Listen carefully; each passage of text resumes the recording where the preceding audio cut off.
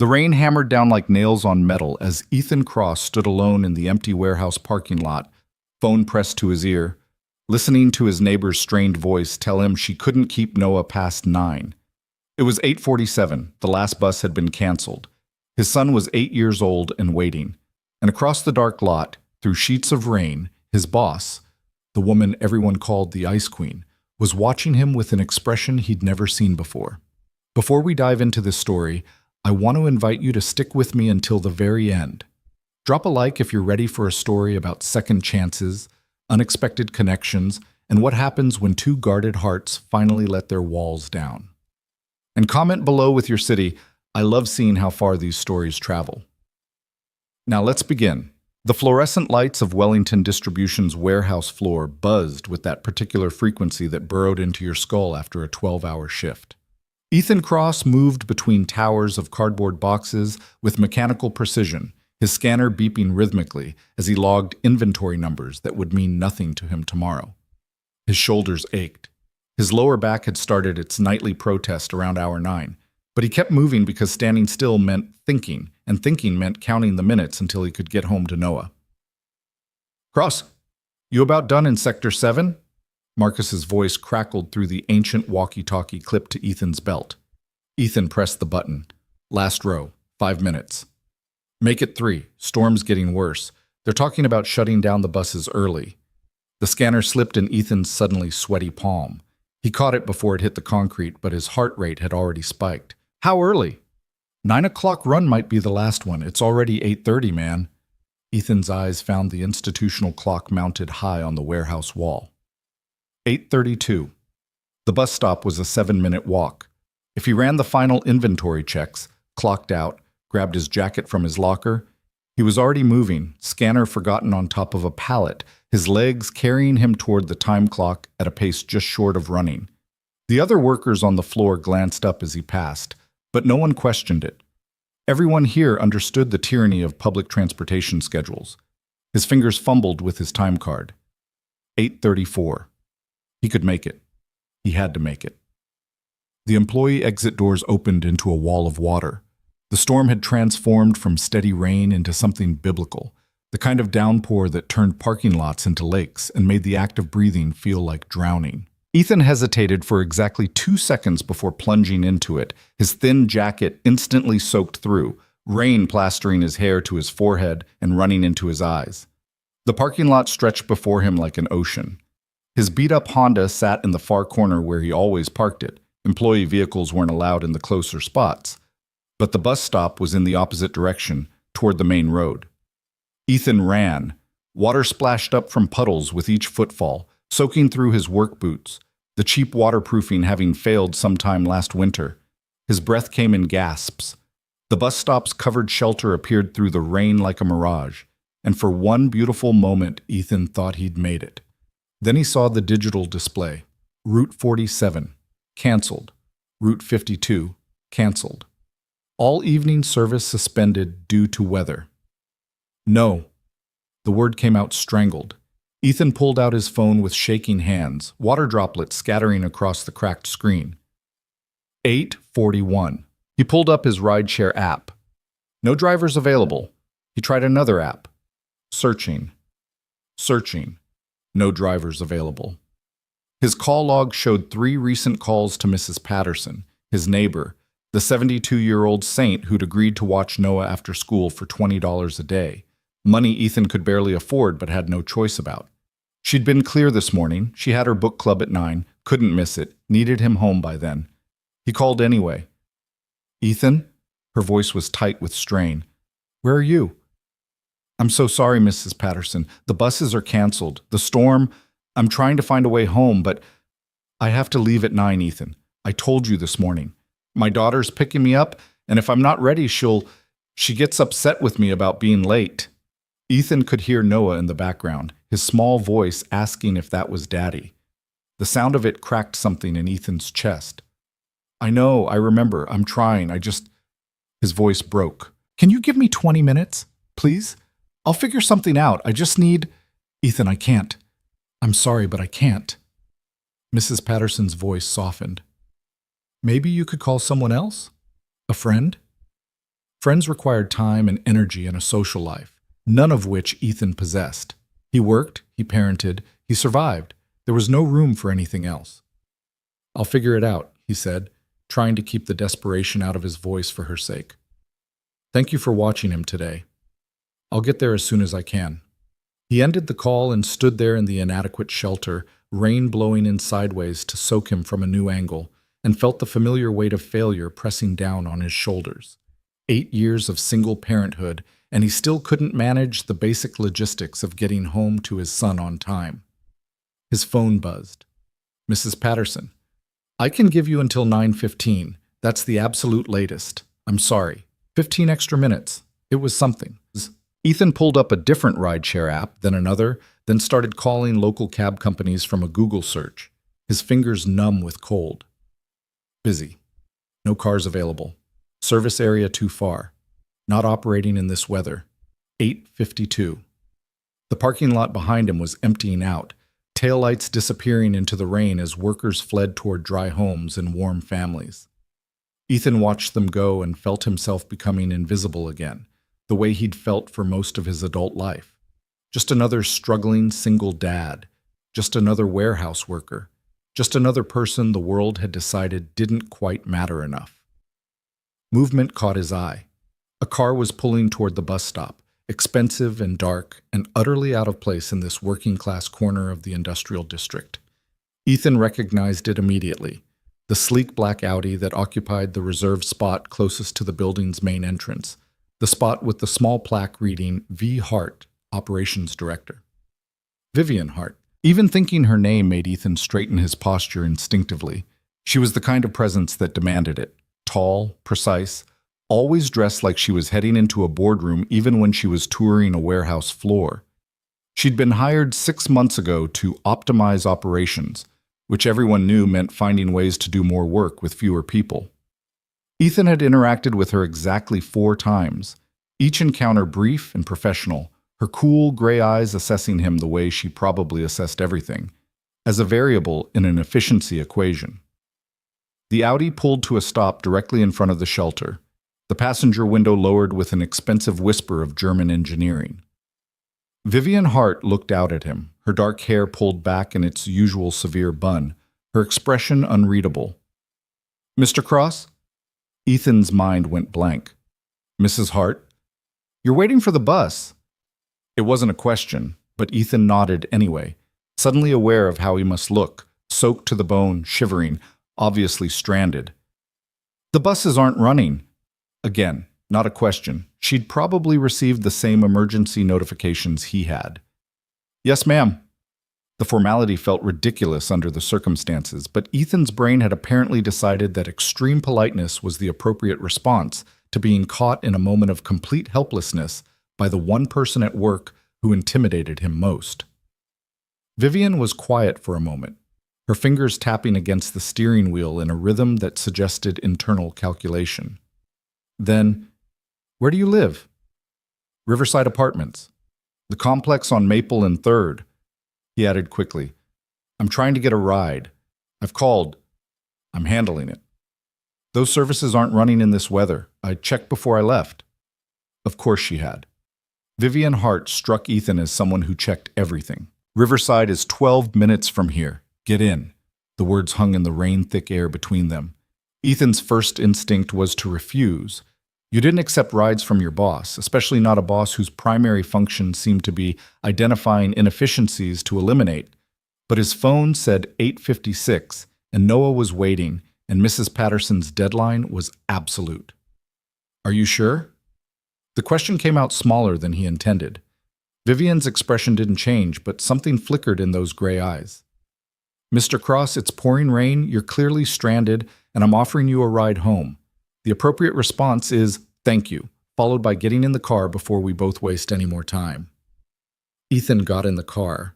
The interior smelled like leather and something subtle and expensive that might have been perfume, or might have been whatever rich people used to make their cars smell like success. Ethan was immediately conscious of the water dripping from his clothes onto her pristine seats, of his muddy boots on her floor mats, of the vast gulf between his world and hers. "Thank you," he managed. "Really." I appreciate this. Vivian pulled smoothly out of the parking lot, her eyes on the road. You have a child. The statement made Ethan's head snap toward her. How did you... Your emergency contact form lists a school as the secondary contact point, and you've never stayed for overtime shifts, which suggests a rigid personal schedule. She glanced at him briefly. I pay attention to my employees, Mr. Cross. The way she said it made it sound like a professional obligation rather than personal interest, but something about being seen, really seen, by someone he'd assumed barely registered his existence made Ethan's throat tight. His name's Noah, Ethan said quietly. He's 8. My neighbor watches him after school, but she has to leave at 9, and with the buses, he cut himself off, aware he was over-explaining. Vivian nodded. Hence the urgency. They drove in silence for a moment. The only sound, the rhythmic swipe of windshield wipers fighting a losing battle against the deluge. The streets were nearly empty, smart people having already fled indoors. How long have you worked at Wellington? Vivian asked. 3 years? Started in receiving, moved to inventory management last year. You're good at it. Your accuracy rates are among the highest in the facility. Ethan blinked. You know my accuracy rates? I review performance metrics for all employees. Yours are notably consistent.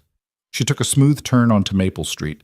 You've also never called in sick, never been late, and your efficiency scores have improved 17% since you moved to inventory management. The fact that she could cite these numbers from memory did something strange to Ethan's chest. He spent most of his life feeling invisible, just another body on the warehouse floor, another single parent struggling to keep his head above water. The idea that someone had not only noticed his work, but valued it enough to remember the specifics felt almost surreal. I just do my job, he said. You do it well. Vivian's tone was matter-of-fact, but Ethan caught something that might have been approval underneath it. That's less common than it should be. Riverside Apartments appeared through the rain, a sprawling complex of identical beige buildings that had looked tired even when Ethan moved in 3 years ago. Vivian pulled up to the main entrance, and Ethan reached for the door handle, ready to make his escape with whatever dignity he had left. Then the lights went out, not just the apartment lights. Every light in the complex all at once, plunging the buildings into darkness, relieved only by the occasional glow of battery-powered emergency signs in the hallways. Jesus, Ethan breathed. He pulled out his phone, 908, and called Mrs. Patterson. Ethan? Her voice was frantic. The power just went out. Everything's dark, and Noah's scared, and I have to leave in 7 minutes. I'm here. I'm right outside. I'll be up in 2 minutes. He ended the call and turned to Vivian. Thank you so much for the ride. The power's out. She was looking at the darkened buildings with an expression Ethan couldn't quite read. Do you have heat? It's electric baseboard. So, no. The temperature had already started dropping, that particular October cold that cut through cheap walls and cheaper windows. But we'll be fine. I've got blankets and Mr. Cross. Vivian's voice had taken on a different quality, something almost gentle beneath the professional precision. It's 43 degrees outside and dropping. Your building has no heat, no light, and based on the storm severity, the power company is estimating 12 to 18 hours before restoration in this area. You have an 8-year-old child. Ethan's jaw tightened. I'm aware of my situation, Ms. Hart. I'm sure you are. She was quiet for a moment, and then she did something Ethan had never seen her do. She hesitated. When she spoke again, her voice was softer, almost uncertain. I live 20 minutes from here. I have a guest room, heat, electricity, hot water. She paused. You and your son are welcome to stay until the power's restored. The offer was so unexpected, so far outside the bounds of their professional relationship, that Ethan's brain briefly short-circuited. We couldn't impose like that. You wouldn't be imposing. I'm offering. Vivian's hands tightened slightly on the steering wheel. Mr. Cross? Ethan? I understand this is unusual, but it's late, it's cold, your child is frightened, and I have the resources to help. The logical choice is obvious. She'd used his first name. In 6 months of working under her management, she'd never used his first name. Why? The question came out before Ethan could stop it. Why would you do this? Vivian looked at him then. really looked at him, and for just a moment the Ice Queen facade cracked enough to reveal something underneath, something lonely, something that understood what it meant to be isolated. Because someone should, she said simply. And right now, I'm the someone who can. Ethan thought about Noah, scared in the dark, about Mrs. Patterson's immovable deadline, about the long, cold night ahead in an apartment with no heat and no light. He thought about pride, about professionalism, about all the reasons this was a terrible idea. Then he thought about his son, and the decision made itself. Okay, he said quietly.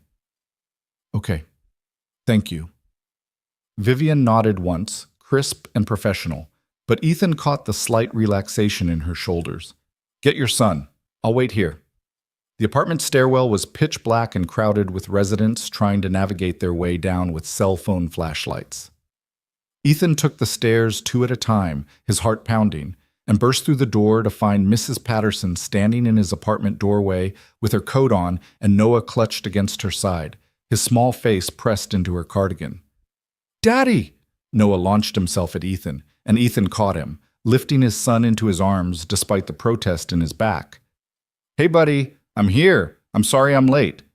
The lights went out and it got really dark and I couldn't find Mr. Whiskers. Noah's words tumbled over each other, 8-year-old panic making his voice high and thin. We'll find him, I promise. Ethan looked at Mrs. Patterson over Noah's head. Thank you. I'm so sorry about... Just take care of that boy. She was already moving toward the stairs, where her daughter's voice was calling up impatiently. Stay warm, Ethan. She disappeared into the darkness, and Ethan was left standing in his pitch-black apartment with Noah shaking in his arms. He fumbled for his phone flashlight, sweeping it across the small living room until he spotted the worn stuffed cat wedged behind the couch. There he is. Ethan grabbed Mr. Whiskers and pressed him into Noah's hands. Okay, buddy, I need you to listen carefully. We're not staying here tonight. Noah's eyes went wide. Where are we going? My boss, Ms. Hart, she's offered to let us stay at her house until the power comes back on. Just for tonight, maybe tomorrow. She has heat and lights and... Is she nice? Noah's voice was small, uncertain. Ethan thought about Vivian's cool professionalism, her reputation as the Ice Queen, the way she'd looked at him in the car and said, because someone should. Yeah, he said softly. Yeah, buddy, I think she is.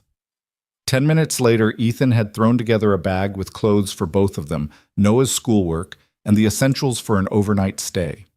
They made their way back down the dark stairwell. Noah's hand tightened his, and emerged into the rain to find Vivian's Audi still idling by the curb, interior light on, waiting. Ethan opened the back door and helped Noah into the car seat that Vivian had somehow produced and already installed. His son looked tiny and overwhelmed in the expensive leather interior. Mr. Whiskers clutched to his chest, his eyes wide as he took in their unexpected host. Hi, Noah whispered. Vivian turned in her seat to look at him, and Ethan watched something extraordinary happen.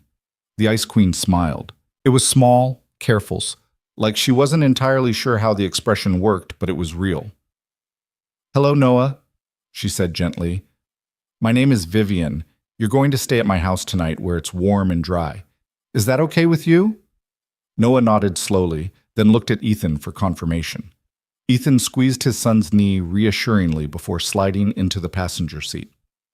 Thank you, he said again, knowing the words were inadequate. Vivian just nodded and pulled away from the curb, navigating the flooded streets with the same precise competence she brought to everything else. The drive to her house took them out of the industrial riverside area and into the kind of neighborhood Ethan usually only saw from bus windows. Tree-lined streets with actual trees, houses instead of apartment complexes. The warm glow of porch lights that ran on circuits that didn't fail the moment a storm hit. Vivian's house was a 2-story craftsman with a neat lawn and flower beds that suggested someone actually had time for gardening. She pulled into the garage, and Ethan caught Noah's expression of wonder as the door closed behind them, sealing out the rain and wind. Come on, Vivian said, her voice still carrying that unexpected gentleness. Let's get you both dried off. The interior of her house was exactly what Ethan had expected, clean, ordered, decorated with the kind of minimalist taste that came from having both money and restraint.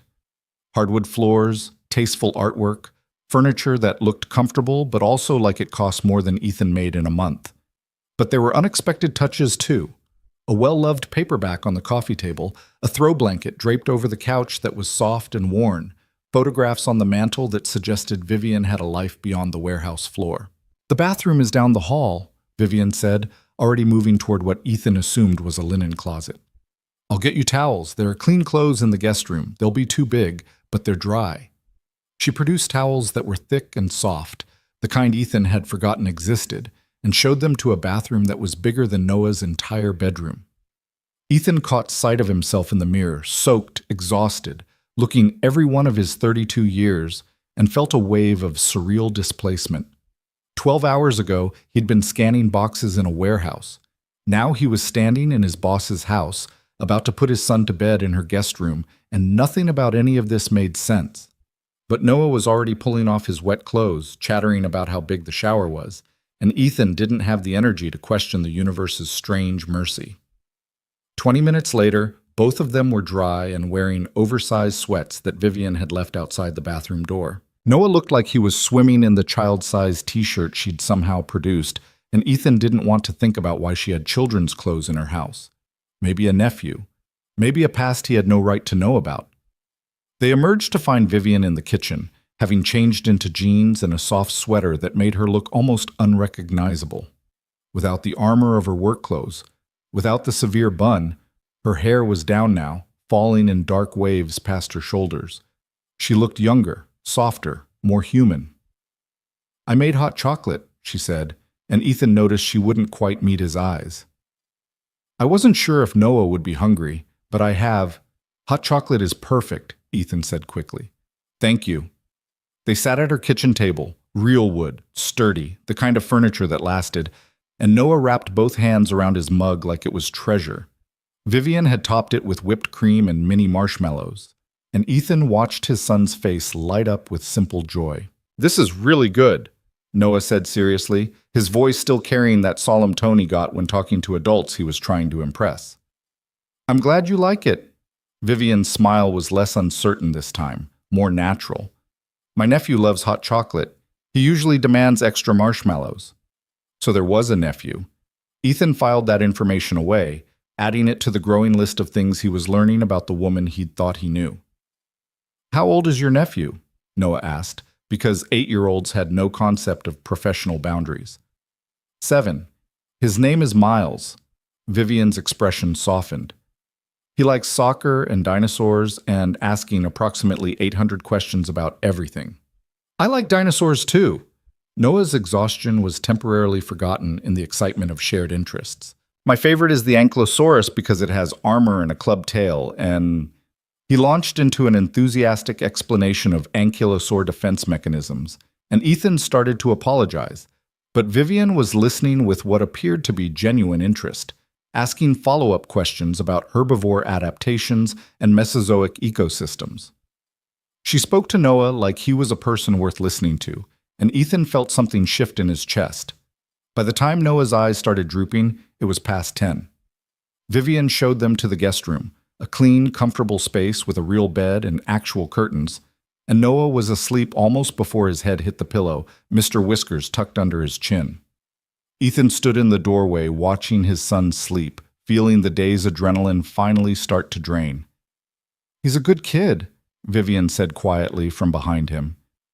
"He's the best thing I've ever done." The words came out raw, honest, unfiltered by professionalism or propriety. They moved back to the living room, and Ethan found himself sitting on her couch, accepting the glass of water she offered because his body had apparently decided it was done being polite and needed hydration now. "I really can't thank you enough for this," he said. "I don't know what we would have done if... You would have figured something out. You clearly always do."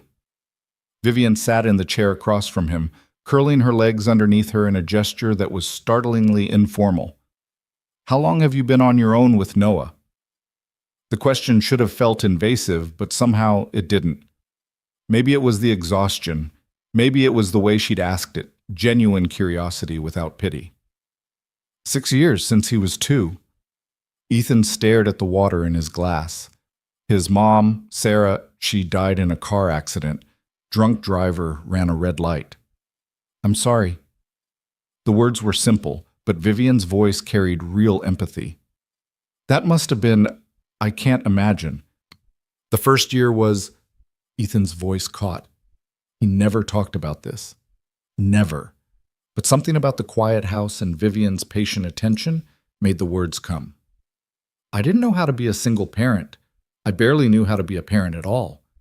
Noah was so little, and he didn't understand why his mom wasn't coming home, and I was drowning. Working double shifts, trying to afford daycare, forgetting to eat, forgetting to sleep. He looked up at her. You learn, though. You figure it out because you have to, because there's a little person depending on you. Vivian was quiet for a long moment. You're doing a remarkable job. I'm barely keeping my head above water most days.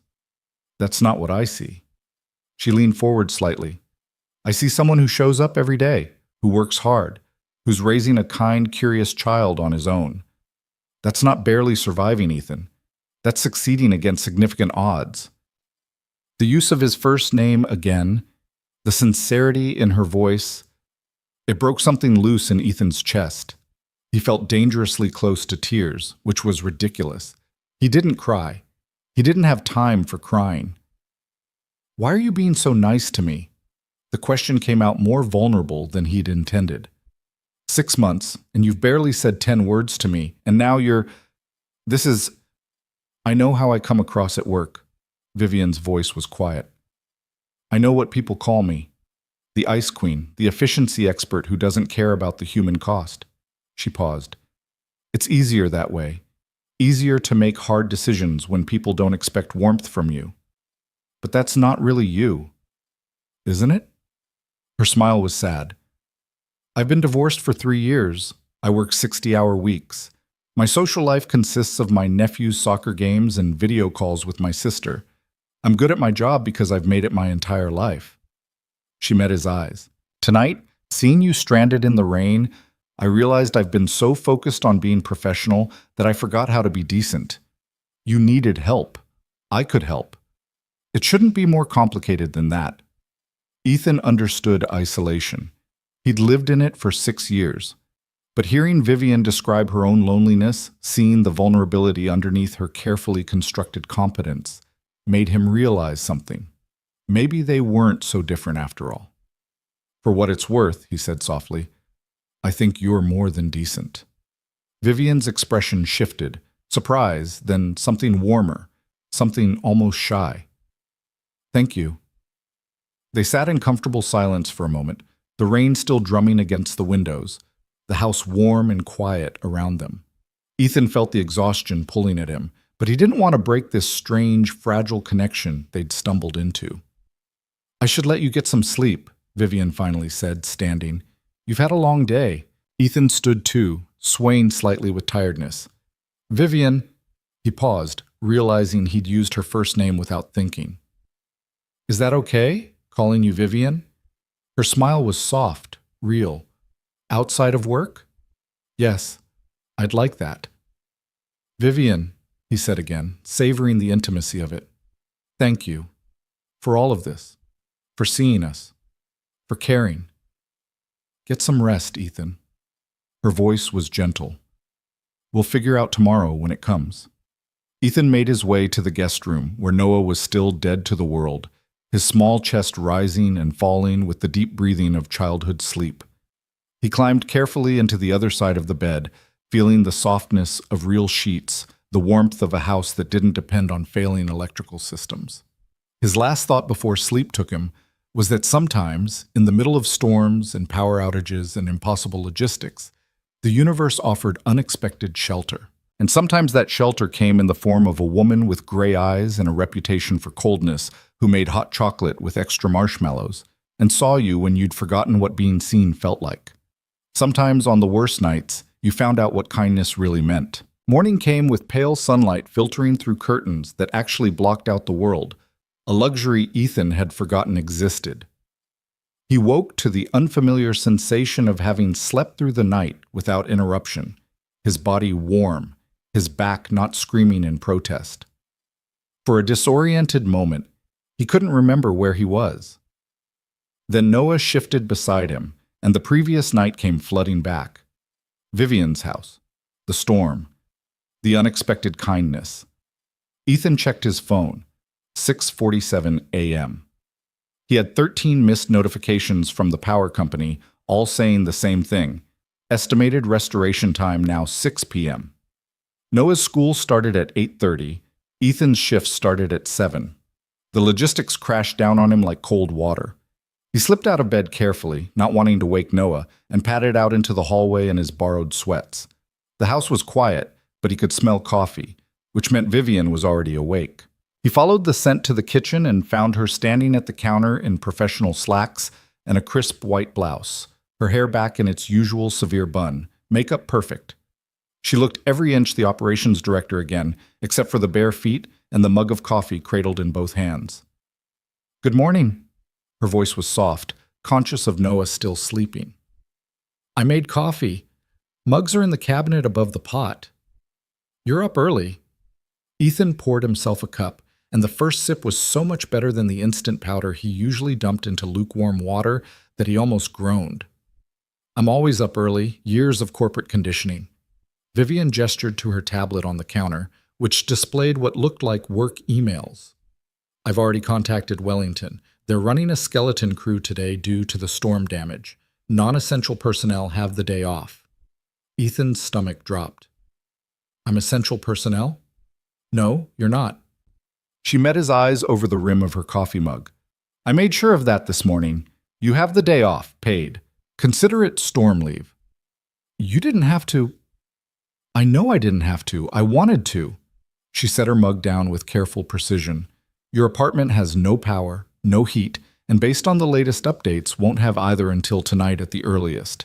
You can't take Noah to school because you don't have transportation, and even if you did, half the schools in the district are closed due to power outages." She paused. "So here's what I'm proposing. You and Noah stay here for the day. I have a home office where I'll be working remotely. There's food in the kitchen, internet, heat. Noah can do his schoolwork if he has any, or he can watch television, or he can exist as an 8-year-old without obligations for one day." Ethan opened his mouth to argue, then closed it. Everything she'd said was logical, practical, and solving problems he'd been trying to figure out since waking up. "Why are you doing this?" he asked quietly. Vivian was silent for a moment, her fingers tracing the edge of her coffee mug. "Do you know what I did last night after you went to bed?" Ethan shook his head. "I sat in my living room and listened to the sound of people breathing in my house. You and Noah sleeping in the guest room. And I realized it was the first time in 3 years that this place has felt like a home instead of just a house I sleep in." Her voice was barely above a whisper. "I'm not doing this out of pity, Ethan. I'm doing it because having you here reminds me what it feels like to care about someone other than myself." The raw honesty in her words left Ethan momentarily speechless. He thought about reaching for her hand, about closing the distance between them, but the boundaries were still too new, too uncertain. "Okay," he said instead. "We'll stay, thank you." Vivian's shoulders relaxed slightly. "Good. Now, I need to ask you something, and I need you to be honest with me." "Okay." "Last night, when Noah was drinking his hot chocolate, I noticed he was coughing. Small coughs, infrequent, but persistent." Her gray eyes were sharp with concern. "How long has that been happening?" Ethan's hand tightened around his coffee mug. "A few weeks, maybe a month. He had a cold that turned into a chest thing, but he's been better." "Has he seen a doctor?" The question landed like a physical blow. Ethan looked away, shame burning in his chest. "The clinic we go to requires payment up front. I've been saving, but between rent and Mrs. Patterson and—" He cut himself off. "I'm handling it." "Ethan," Vivian's voice was gentle but firm. "That's not handling it.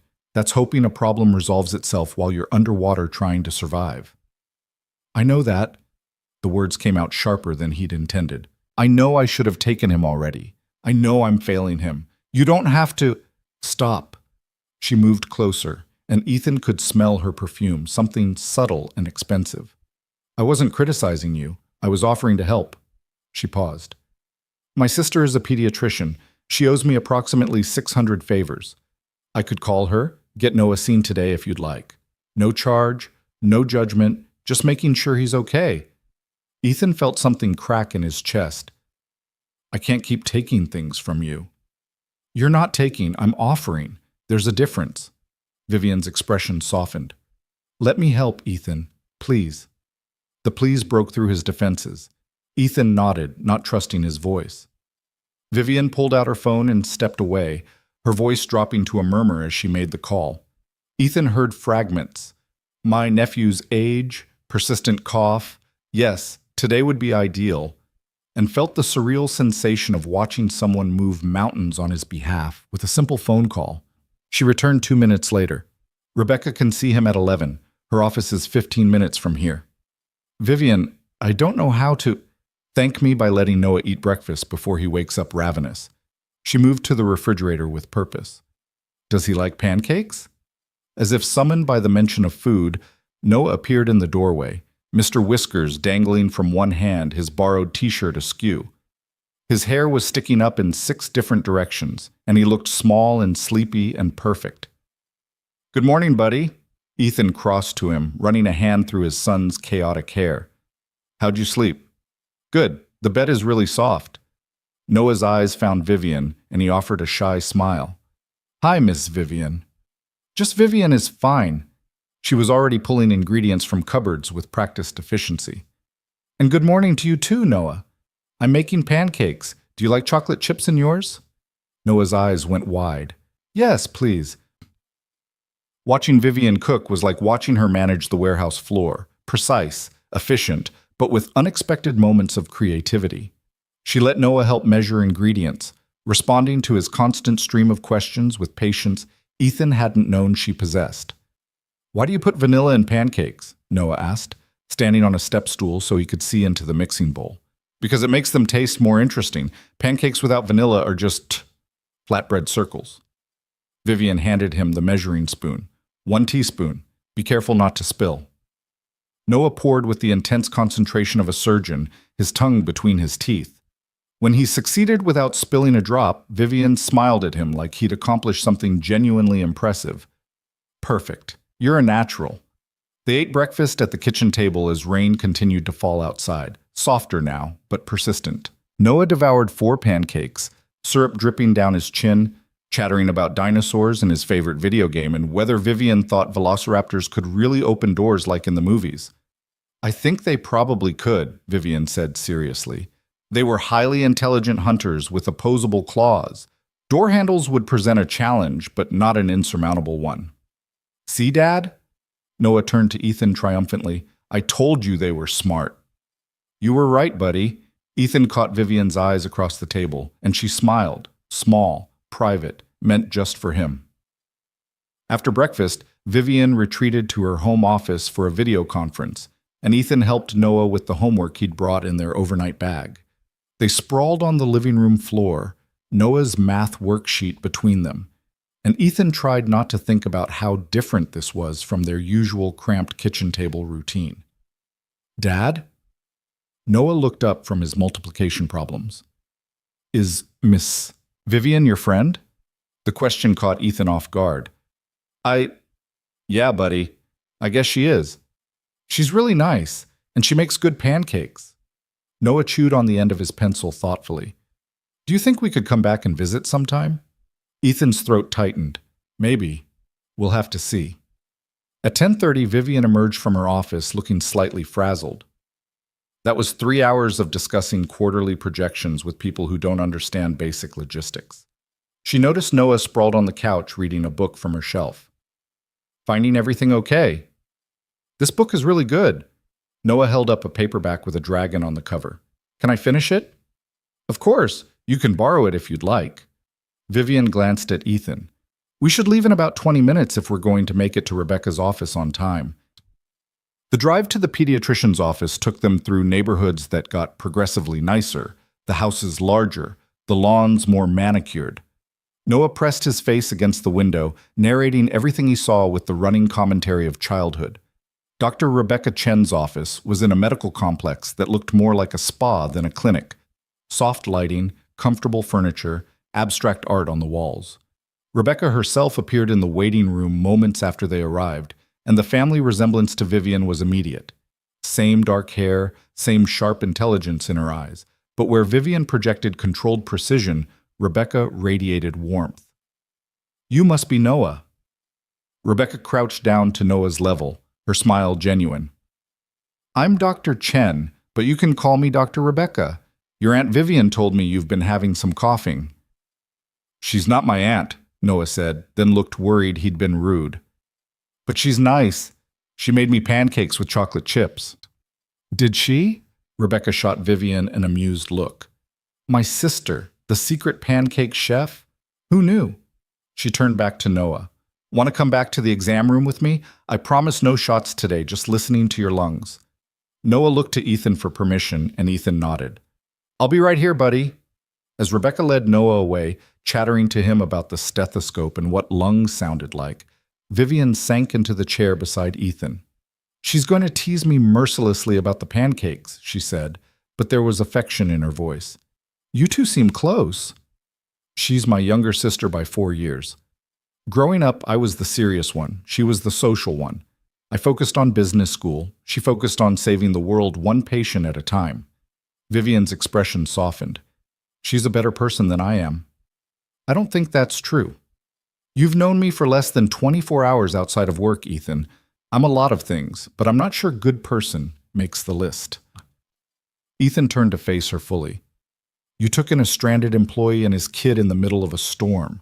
You're getting his son medical care. You made chocolate chip pancakes at 7 in the morning. What part of that isn't good?" Vivian looked at him with an expression he couldn't quite read. Surprise, vulnerability, something that might have been hope. "You have a very generous view of people. Only when they've earned it."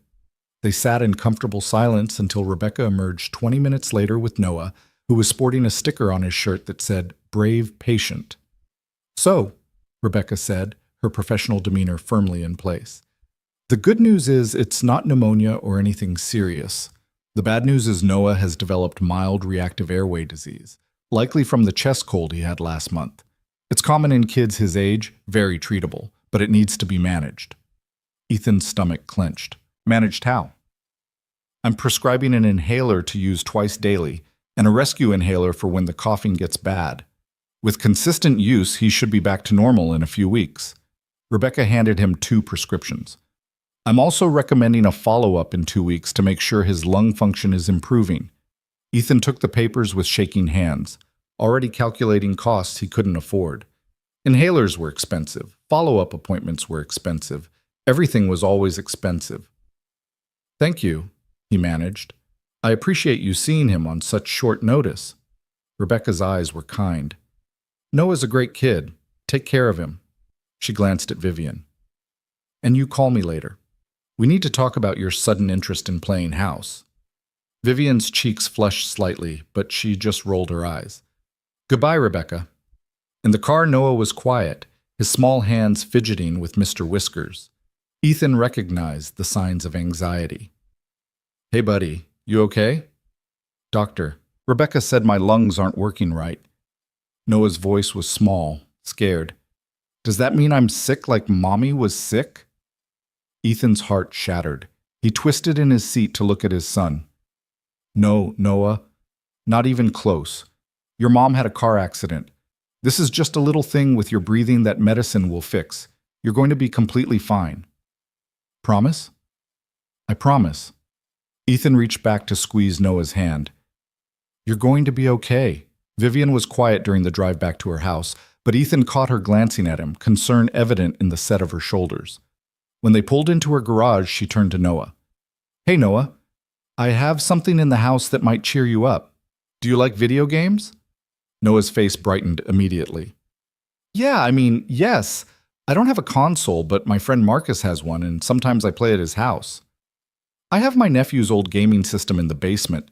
He upgraded last year and left the old one here. Want to try it?" 20 minutes later, Noah was completely absorbed in a racing game, sprawled on the basement couch with a juice box and a level of joy Ethan rarely saw in their cramped apartment. Vivian led Ethan back upstairs to the kitchen, where she immediately began making tea with the same focused precision she brought to everything. "That was kind," Ethan said quietly. The video game thing. He looked scared. Kids shouldn't have to be scared. Vivian poured hot water over tea bags, her movements careful. How are you doing? I'm... Ethan's voice cracked, and suddenly he wasn't fine at all. The weight of the prescriptions in his pocket, the fear in Noah's eyes, the endless calculations of costs he couldn't cover, it all crashed down at once. I don't know how I'm going to pay for those medications. Vivian set down the kettle with controlled gentleness. How much are they? I don't know yet, but inhalers are usually $150 each, and he needs 2 plus the follow-up appointment. Ethan pressed his palms against his eyes. I'm sorry. This isn't your problem. I shouldn't be... Ethan, Vivian's voice was firm. Look at me. He lowered his hands, and she was standing closer than before, her gray eyes intense. I'm going to say something, and I need you to listen without immediately rejecting it out of pride. She took a breath. Let me cover the prescriptions and the follow-up appointment. Consider it a loan if it makes you feel better, but let me help. I can't. Yes, you can. You just don't want to, because accepting help feels like failing. Her voice softened. But you're not failing, Ethan. You're drowning because the system is designed to let people like you drown. Let me throw you a rope. Ethan felt tears pressing behind his eyes, hot and unwelcome. Why do you care this much? Vivian was quiet for a long moment. When she spoke, her voice was barely above a whisper. Because when I was married, I spent 5 years begging my husband to see me. Really see me, not the successful career woman or the person who had her life together, but me, the person underneath who was lonely and scared and didn't know how to ask for help. She met his eyes. He never did. He looked right through me until the day he left. And last night, standing in that parking lot, I saw you. Really saw you. And I won't look away now. The vulnerability in her confession left Ethan breathless. He understood suddenly that this wasn't about charity or pity. This was about 2 people who'd both been invisible finding each other in the dark. Okay, he said quietly. Okay. I'll let you help, but I'm paying you back, even if it takes a year. Deal. Vivian's smile was small but real. Now drink your tea before it gets cold. They spent the afternoon in a strange domestic rhythm that felt both surreal and natural. Vivian worked in her office, video conferences punctuated by the sounds of Noah's video game victories from the basement. Ethan tried to make himself useful, doing dishes, tidying the already immaculate living room, feeling useless and grateful in equal measure. Around 3, Noah appeared upstairs, his energy finally flagging. Dad, I'm tired. Okay, buddy, want to take a nap? Can I nap on the big couch? It's really comfortable. Vivian emerged from her office at the sound of voices. Of course you can. I'll get you a blanket. She returned with the worn throw blanket from her couch, and Noah curled up like a cat, Mr. Whiskers under his chin. Within minutes, he was asleep, his breathing deep and even. Ethan stood watching his son sleep, and Vivian came to stand beside him. He's resilient, she said quietly. He'll be fine. I know, I worry, all the time, about everything. Ethan's voice was rough. About whether I'm enough for him, whether he's happy, whether I'm screwing him up by being all he has. You're not screwing him up, you're loving him. That's all any kid really needs. Vivian paused. Can I ask you something personal? After everything today? Yeah. Do you ever let yourself stop? Stop working, stop worrying, stop being the sole person responsible for another human's existence? Ethan laughed, but it was hollow. Not really. Can't afford to. What if you could, just for a few hours? Vivian's voice was soft. What would you do? The question caught him off guard. Ethan tried to remember the last time he'd done something just for himself, just for the pleasure of it, and came up empty. I don't know, he admitted. I used to like reading. Before Noah, before Sarah died, I'd read constantly. Science fiction, fantasy, anything that took me somewhere else. But there's never time. Vivian disappeared without a word, returning moments later with 3 books. I have an entire shelf of science fiction I've never read. Gifts from well-meaning relatives who don't understand that I only read business books and mysteries. She held them out. Borrow these. Read them. Give yourself permission to exist as something other than a father and a warehouse worker for a few hours. Ethan took the books, their weight solid and real in his hands. You're dangerous, you know that? Dangerous how? You make me think I deserve things. Rest, help, kindness. He met her eyes. I've spent 6 years believing I don't deserve any of that. Maybe it's time to stop believing that. Vivian's voice was gentle. Maybe you deserve all of it and more. The moment stretched between them, charged with something Ethan didn't have words for. He was acutely aware of how close she was standing, of the way afternoon light caught in her dark hair, of the fact that she was looking at him like he mattered. Vivian, he started, then stopped, not knowing how to finish. Yes? He took a breath. You're not what I expected, at all. You're so much more than the ice queen everyone thinks you are. Her expression shifted, surprise melting into something warmer. You're not what I expected either. I thought you were just another employee, another number on a spreadsheet, but you're... She paused, searching for words. You're real. You're present. You see people, even when you're drowning. I see you, Ethan said quietly. I've been seeing you all day, and you're remarkable.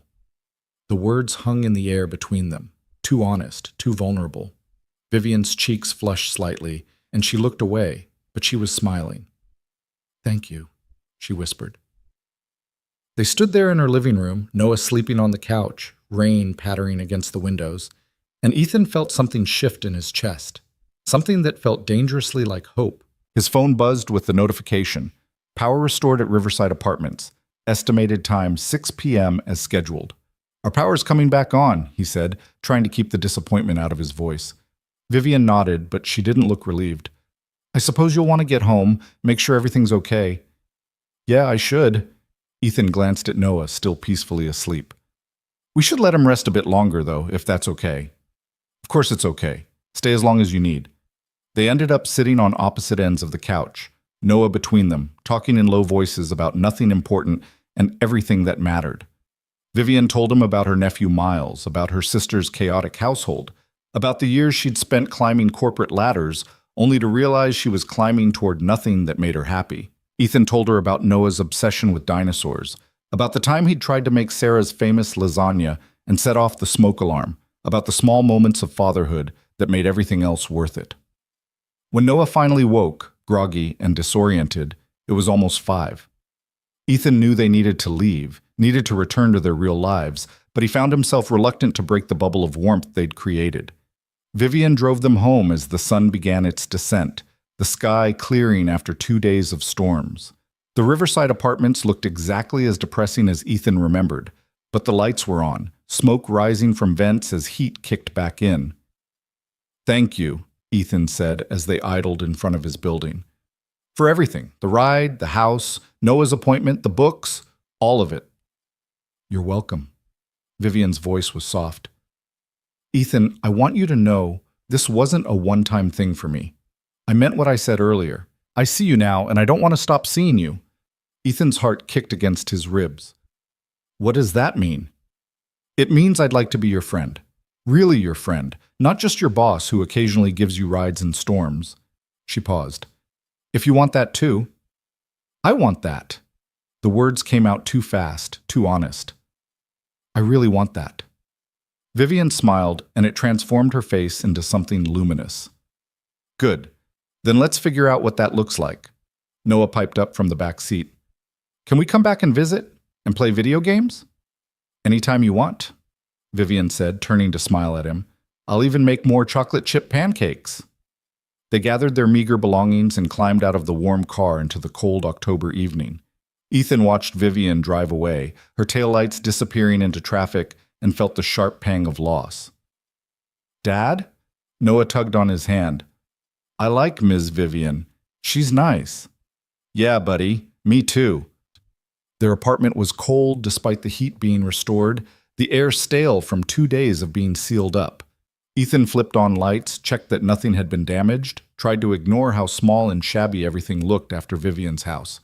His phone buzzed with a text. Prescriptions ready at the pharmacy on Oak Street.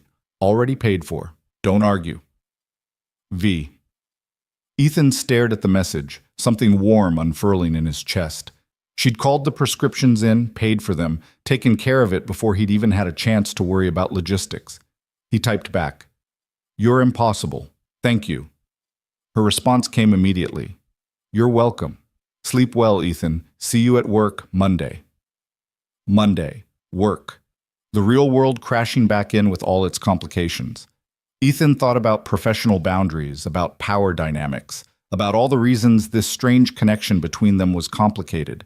Then he thought about gray eyes and chocolate chip pancakes and the way Vivian had looked at him like he mattered and decided that some complications were worth navigating.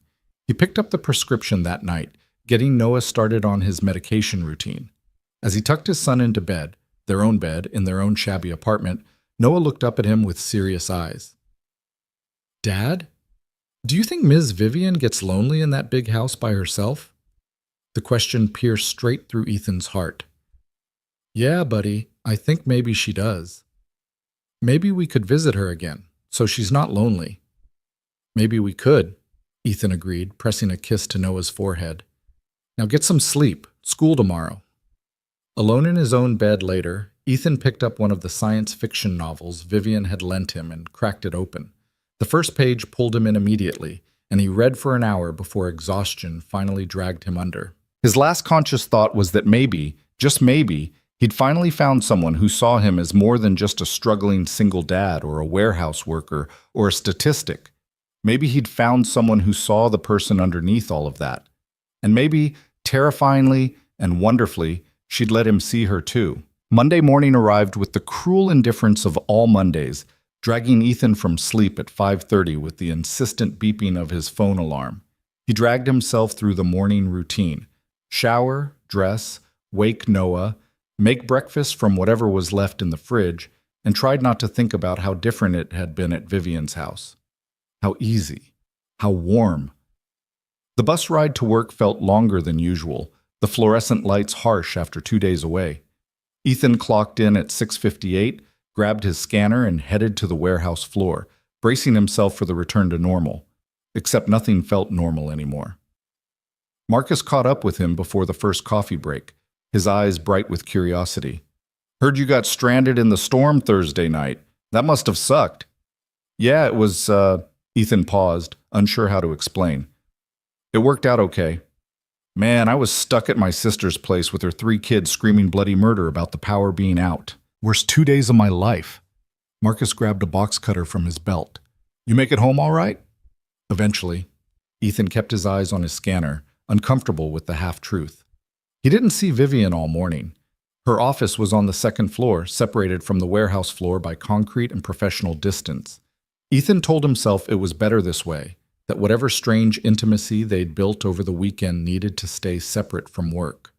But he found himself glancing toward the stairs anyway, watching for her. At noon, his phone buzzed with a text. "Lunch break at 12:30. There's a sandwich shop 2 blocks east. We should talk." Ethan's pulse kicked up. He typed back, "I'll be there." The sandwich shop was the kind of place that catered to the industrial district. Cheap, fast, plastic tables bolted to the floor. Vivian was already there when Ethan arrived, sitting in a back corner booth, looking deeply out of place in her tailored suit among the construction workers and warehouse staff. She'd ordered him a sandwich without asking, somehow knowing he'd skip lunch to save money if left to his own devices. "Hi." She pushed the sandwich toward him as he slid into the booth across from her. "Hi." Ethan unwrapped the sandwich, turkey and Swiss, his favorite, and tried to ignore how much it meant that she'd remembered. "You said we should talk." "I did." Vivian's fingers traced patterns on her water bottle, a nervous gesture he'd never seen her make at work. "I've been thinking about this weekend, about what it means going forward." Ethan's stomach tightened. "Okay." "We have a complicated situation." Her voice was measured, professional, but her eyes were uncertain. "I'm your supervisor. There are power dynamics at play, policies about fraternization, legitimate concerns about favoritism or the appearance of impropriety." "I know." Ethan set down his sandwich, appetite gone. "If you're saying we need to pretend this weekend didn't happen, I understand. That's not what I'm saying." Vivian cut him off gently. I'm saying we need to be smart about this. Whatever this is, it matters to me. You matter to me. And I don't want to compromise your position at work or put either of us in an untenable situation. So what are you suggesting? Transparency. If we're going to be friends, really friends, we need to be honest about it. Not hiding it, but not advertising it either. Professional at work, personal outside of it. Clear boundaries. She met his eyes. Does that make sense? Relief flooded through Ethan. Yes, that makes sense. Good. Vivian's shoulders relaxed slightly. Because I meant what I said Saturday. I don't want to stop seeing you. They ate in companionable silence for a few minutes, the noise of the lunch rush providing cover for their private conversation. Ethan was halfway through his sandwich when Vivian spoke again. How's Noah doing? With the inhaler? Good. Better, actually. The coughing's already less frequent. Ethan smiled. He asked this morning if we could visit you again, specifically mentioned the video games and pancakes. He's welcome anytime. Both of you are. Vivian paused. Actually, I was thinking, Miles has a soccer game Saturday afternoon. Rebecca usually drags me along to watch. Would you and Noah want to come? It might be nice for Noah to meet another kid his age. The casual invitation, offered so simply, made Ethan's chest tight. You sure? That's family stuff. We don't want to intrude. Ethan, Vivian's voice was soft. You're not intruding. I'm inviting you. There's a difference. Okay, yeah, we'd love to come. Vivian's smile was luminous. Good. I'll text you the details. They walked back to the warehouse together, maintaining careful distance, their conversation shifting to work-appropriate topics. But Ethan caught the small smile playing at the corners of Vivian's mouth, and knew she felt it too. The strange, giddy anticipation of something new beginning. The week passed in a blur of routine punctuated by text messages. Vivian sent him photos of books she thought he'd like, articles about managing reactive airway disease in children, random observations about her day that made him laugh. Ethan sent back pictures of Noah's dinosaur drawings, updates on his progress through the science fiction novel, his own scattered thoughts about everything and nothing. It felt like being a teenager again, that constant low-grade excitement of waiting for the next message. Except Ethan had never really had this as a teenager, too busy working to help his mom, too focused on survival to think about connection. So this felt new and terrifying and wonderful all at once. Friday night, Ethan was making dinner, pasta with the cheap jarred sauce that Noah loved, when his phone rang. Vivian's name on the screen. Hey, he answered, cradling the phone between his ear and shoulder as he stirred the pot. Hey. Her voice sounded strange, tight. I need to tell you something before you hear it through the workplace grapevine. Ethan's hand stilled on the spoon. What's wrong? Corporate's implementing layoffs, 20% of the workforce across all divisions.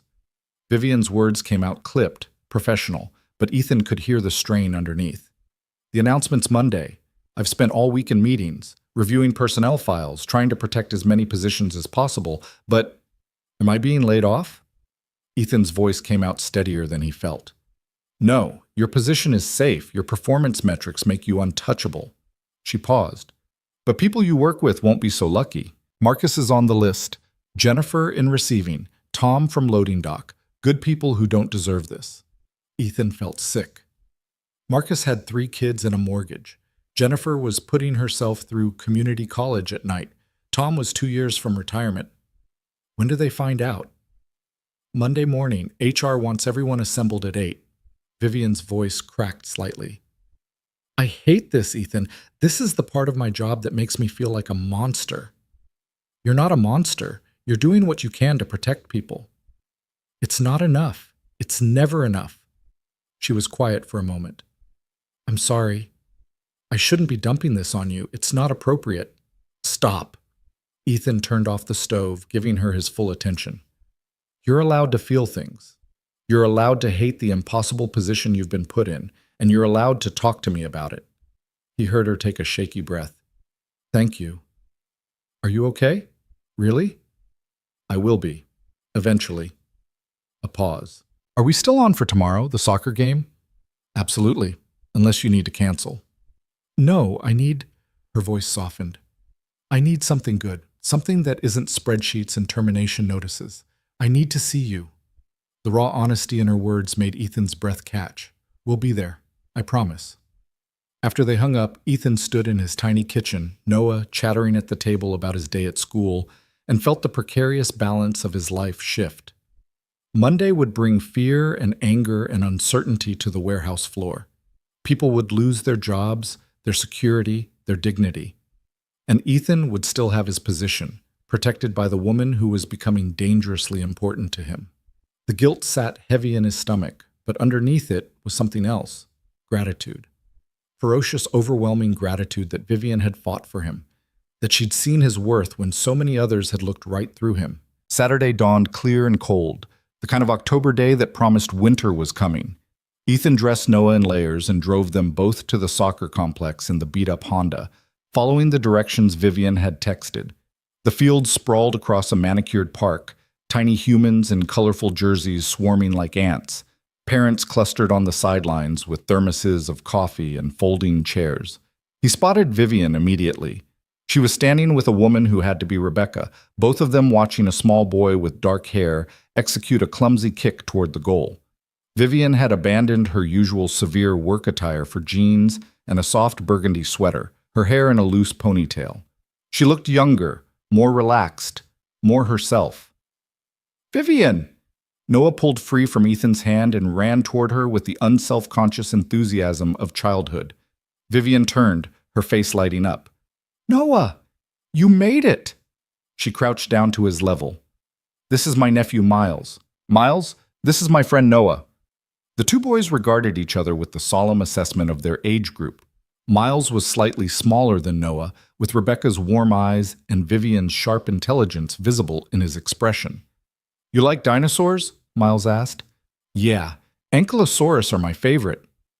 "Mine's the T-Rex because they're fierce." Miles grabbed Noah's hand with zero hesitation. "Want to help me warm up? I'm really bad at dribbling." The boys ran off toward an empty patch of grass, and Ethan found himself standing with Vivian and Rebecca, who was studying him with undisguised interest. "So you're Ethan." Rebecca's smile was knowing. "The pancake recipient." "Rebecca," Vivian said warningly, but her cheeks were pink. "What? I'm just making conversation." Rebecca extended her hand to Ethan. "I'm Rebecca Chen, Vivian's infinitely more charming younger sister, and the doctor who saw your son." Ethan shook her hand. "Thank you for that. Noah's doing much better with the inhaler." "Good. He's a sweet kid." Rebecca glanced between them, her expression shifting to something more serious. "Vivian told me about the work situation, the layoffs. That's rough." "Yeah." Ethan didn't know what else to say. "My sister's been losing sleep over it all week. She cares more than she lets on." Rebecca's voice dropped so only Ethan could hear. "She's been alone a long time. It's good to see her letting someone in." Before Ethan could respond, Miles's game started, and they moved to the sidelines. Vivian stood close enough that their shoulders brushed, her focus on the field, but her presence entirely aware of him.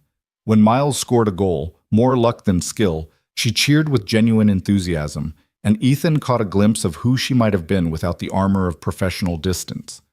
Noah sat on the grass beside them, content to watch, his inhaler tucked safely in Ethan's pocket, just in case. At halftime, Rebecca produced a massive thermos of hot chocolate and a bag of cookies, distributing them with the efficiency of someone who'd done this 100 times. "Aunt Vivian, did you see my goal?" Miles bounced over, sweaty and grinning. "I did! That was amazing!" Vivian ruffled his hair with easy affection. "You're getting so much better." "Noah says his dad plays soccer sometimes. Is that true, Mr. Ethan?" Ethan laughed. "I used to play in high school. It's been a while." "Could you show me some tricks after the game? Mom says I need to work on my footwork." "Miles, Mr. Ethan didn't come here to be your personal coach," Rebecca chided gently. "I don't mind," Ethan said, "if there's time after." The second half of the game passed in a blur of near misses and enthusiastic but disorganized play. When it ended, Miles's team winning by a single point, the boys ran over flushed with victory and sugar from Rebecca's cookies. Ethan spent 20 minutes on the empty field showing Miles basic dribbling techniques, while Noah watched with the critical eye of someone who'd seen his dad do this before. Vivian and Rebecca sat on the grass nearby, their conversation low and animated. Ethan caught fragments of it, Rebecca's gentle teasing, Vivian's defensive but pleased responses. When Miles finally declared himself tired, Rebecca checked her watch. "We should head out. David's making dinner and will be insufferable if we're late." "Who's David?" Noah asked. "My husband, Miles's dad. He thinks he's a gourmet chef but can't make toast without setting off the smoke alarm." Rebecca's voice was full of affection. She turned to Vivian. "You should bring Ethan and Noah to dinner sometime. David would love to show off his cooking." "Rebecca." Vivian's voice carried a warning. "What? I'm being nice, making friends. Isn't that what you're always telling me to do?" Rebecca's grin was unrepentant. "Think about it. Open invitation." After they left, Vivian stood in the parking lot looking uncertain, her hands shoved in her pockets against the cold. "I'm sorry about my sister. She's enthusiastic." "She's great," Ethan said honestly. "And Miles is a good kid." "He is." Vivian glanced at Noah, who was climbing on the playground equipment nearby. "Thank you for coming today, for being patient with him." "I liked it. It was—" Ethan searched for the right word. "Normal, nice normal. As opposed to abnormal nice? As opposed to the kind of nice that feels too good to be real." Ethan met her eyes. "Like this weekend. Like you." Vivian's expression softened. "You're real, Ethan. This is real, however complicated it gets." They stood there in the cold afternoon light, and Ethan felt the question hovering between them. The "what are we doing" question, the "where is this going" question, the "how do we navigate this" question. "I should get Noah home," he said instead. "Early bedtime tonight." "Of course." Vivian didn't move. "Ethan, Monday's going to be hard at work. People are going to be angry, scared. Some of that anger will probably get directed at me. I know. If you need to keep your distance professionally, I'll understand. I don't want to make things difficult for you." Ethan thought about that, about the easy path of pretending they barely knew each other, of protecting himself from workplace gossip and complicated questions. Then he thought about Vivian standing in her kitchen at midnight, making hot chocolate for his son, about the way she'd fought to keep his job safe, about the loneliness in her voice when she'd said she needed something good. "I'm not keeping my distance," he said firmly. "We're friends. I don't abandon my friends when things get hard." Vivian's eyes were bright, almost tearful. "Thank you." Monday morning came too soon. Ethan arrived at the warehouse to find the parking lot fuller than usual, everyone having received the mandatory meeting notification. The mood was tense, anxious, everyone knowing what was coming, but not who would be hit. The meeting was held in the warehouse's break area, too many bodies crammed into too small a space. Vivian stood at the front with two HR representatives from corporate, her face a mask of professional neutrality. But Ethan could see the tension in her shoulders, the tightness around her eyes. The senior HR rep delivered the news with corporate efficiency. 22 positions eliminated across receiving, inventory management, and loading dock, effective immediately. Severance packages would be provided, outplacement services offered, deep regret expressed in words that meant nothing. Then he read the names. Marcus's face went gray. Jennifer started crying silently. Tom just stared at the floor, his weathered hands clenched into fists. Around the room, similar scenes played out. Shock, anger, devastation hitting in waves. "This is bullshit," someone shouted from the back. "We're the ones keeping this place running, and they're tossing us out like garbage." Murmurs of agreement rippled through the crowd. The HR rep tried to continue, but the room was growing hostile, angry voices overlapping. "Ms. Hart!" A voice cut through the noise. Jerry, from loading dock, his face red with fury. "You signed off on this, didn't you? You're the one who decided we were expendable." All eyes turned to Vivian. Ethan saw her take a barely perceptible breath before responding, her voice steady and clear. "I was part of the review process, yes. These decisions were made by corporate leadership based on financial projections and operational requirements." Her voice carried across the room. "But I want to be clear. I fought for every position I could save. I advocated for alternatives, and I take no satisfaction in this outcome." But you still did it, Jerry shot back. You still destroyed people's lives. Yes. Vivian didn't flinch. I did my job, even though I hated it. And I know that doesn't make it better for anyone losing their position today. I'm sorry. Genuinely sorry. The raw honesty in her words seemed to take some of the heat out of the room. The meeting broke up shortly after, people clustering in small groups, some crying, some swearing, everyone processing the shock. Ethan found Marcus leaning against a pallet, staring at nothing. Man, I'm sorry, Ethan said quietly. 3 kids, you know? 3 kids and a mortgage, and Kelly just lost her job last month. Marcus's voice was hollow. How am I supposed to tell them I got laid off? The severance will help. And you're good at what you do. You'll find something else. Yeah, sure. Marcus looked at him, and something shifted in his expression. You didn't get cut. No? Figures. Ice Queen's got her favorites, I guess. The words hit like a slap. It's not like that, isn't it? Marcus pushed off the pallet. Funny how her little pet project keeps his job while the rest of us get screwed. He walked away before Ethan could respond, leaving him standing alone with the sick realization that this was only the beginning. The whispers would start now, the speculation, the resentment.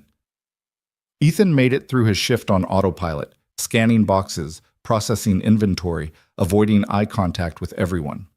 At lunch, he ate alone in his car, too aware of the hostile glances in the break room. His phone buzzed.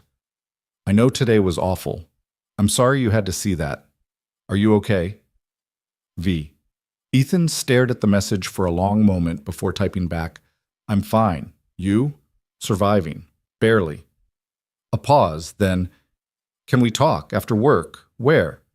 My office, 5:30? Ethan hesitated, aware of how it would look. Then he thought about the devastation in Vivian's voice when she'd called Friday night, about the loneliness she tried to hide behind professional competence and typed, I'll be there. The warehouse floor emptied quickly at 5, people eager to escape the oppressive atmosphere. Ethan waited until the parking lot had mostly cleared before making his way upstairs to the administrative offices. Vivian's door was slightly ajar, light spilling into the darkened hallway. He knocked softly. It's me. Come in. Vivian was sitting at her desk, surrounded by paperwork, still in her professional armor but looking exhausted. Her eyes were red-rimmed, her carefully applied makeup showing signs of being touched up multiple times. Hey, Ethan said softly, closing the door behind him. Hey. She stood, moving around the desk like she didn't know what to do with her hands. Thank you for coming. I know this probably looks inappropriate. I don't care what it looks like. Ethan crossed the small office in 3 steps and pulled her into a hug without thinking about it. For a moment, Vivian stood rigid with surprise. Then she melted into him, her face pressed against his shoulder, her whole body shaking with silent sobs she'd been holding back all day.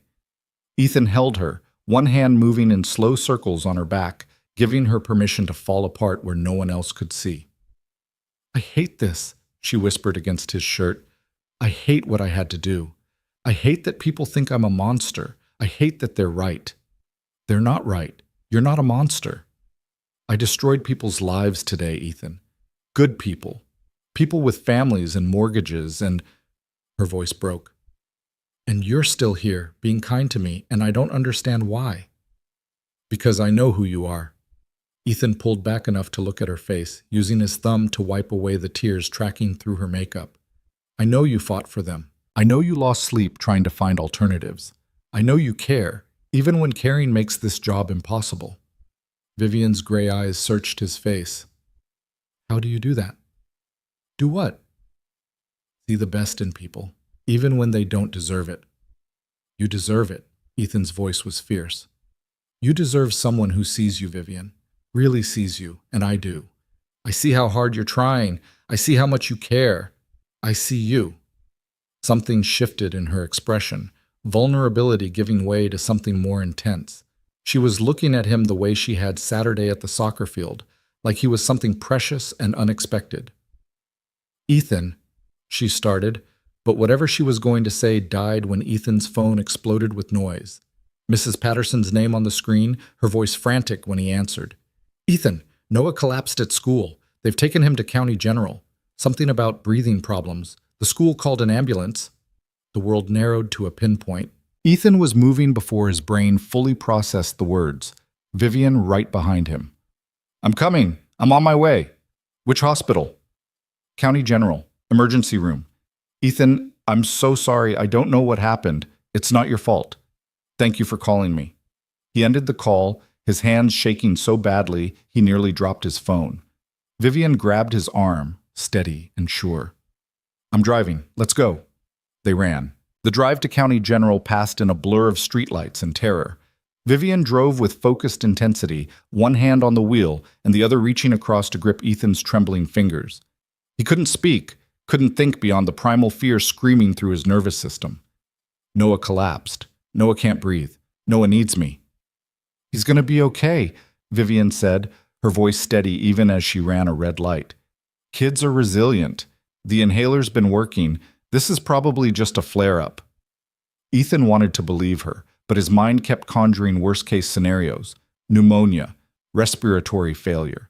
The ventilator they'd put Sarah on after the accident. The machine breathing for her while Ethan held her hand and begged her not to leave him alone with a 2-year-old he didn't know how to raise. I can't lose him. The words tore out of him, raw and desperate. Vivian, I can't. He's all I have. If something happens to him, nothing's going to happen to him.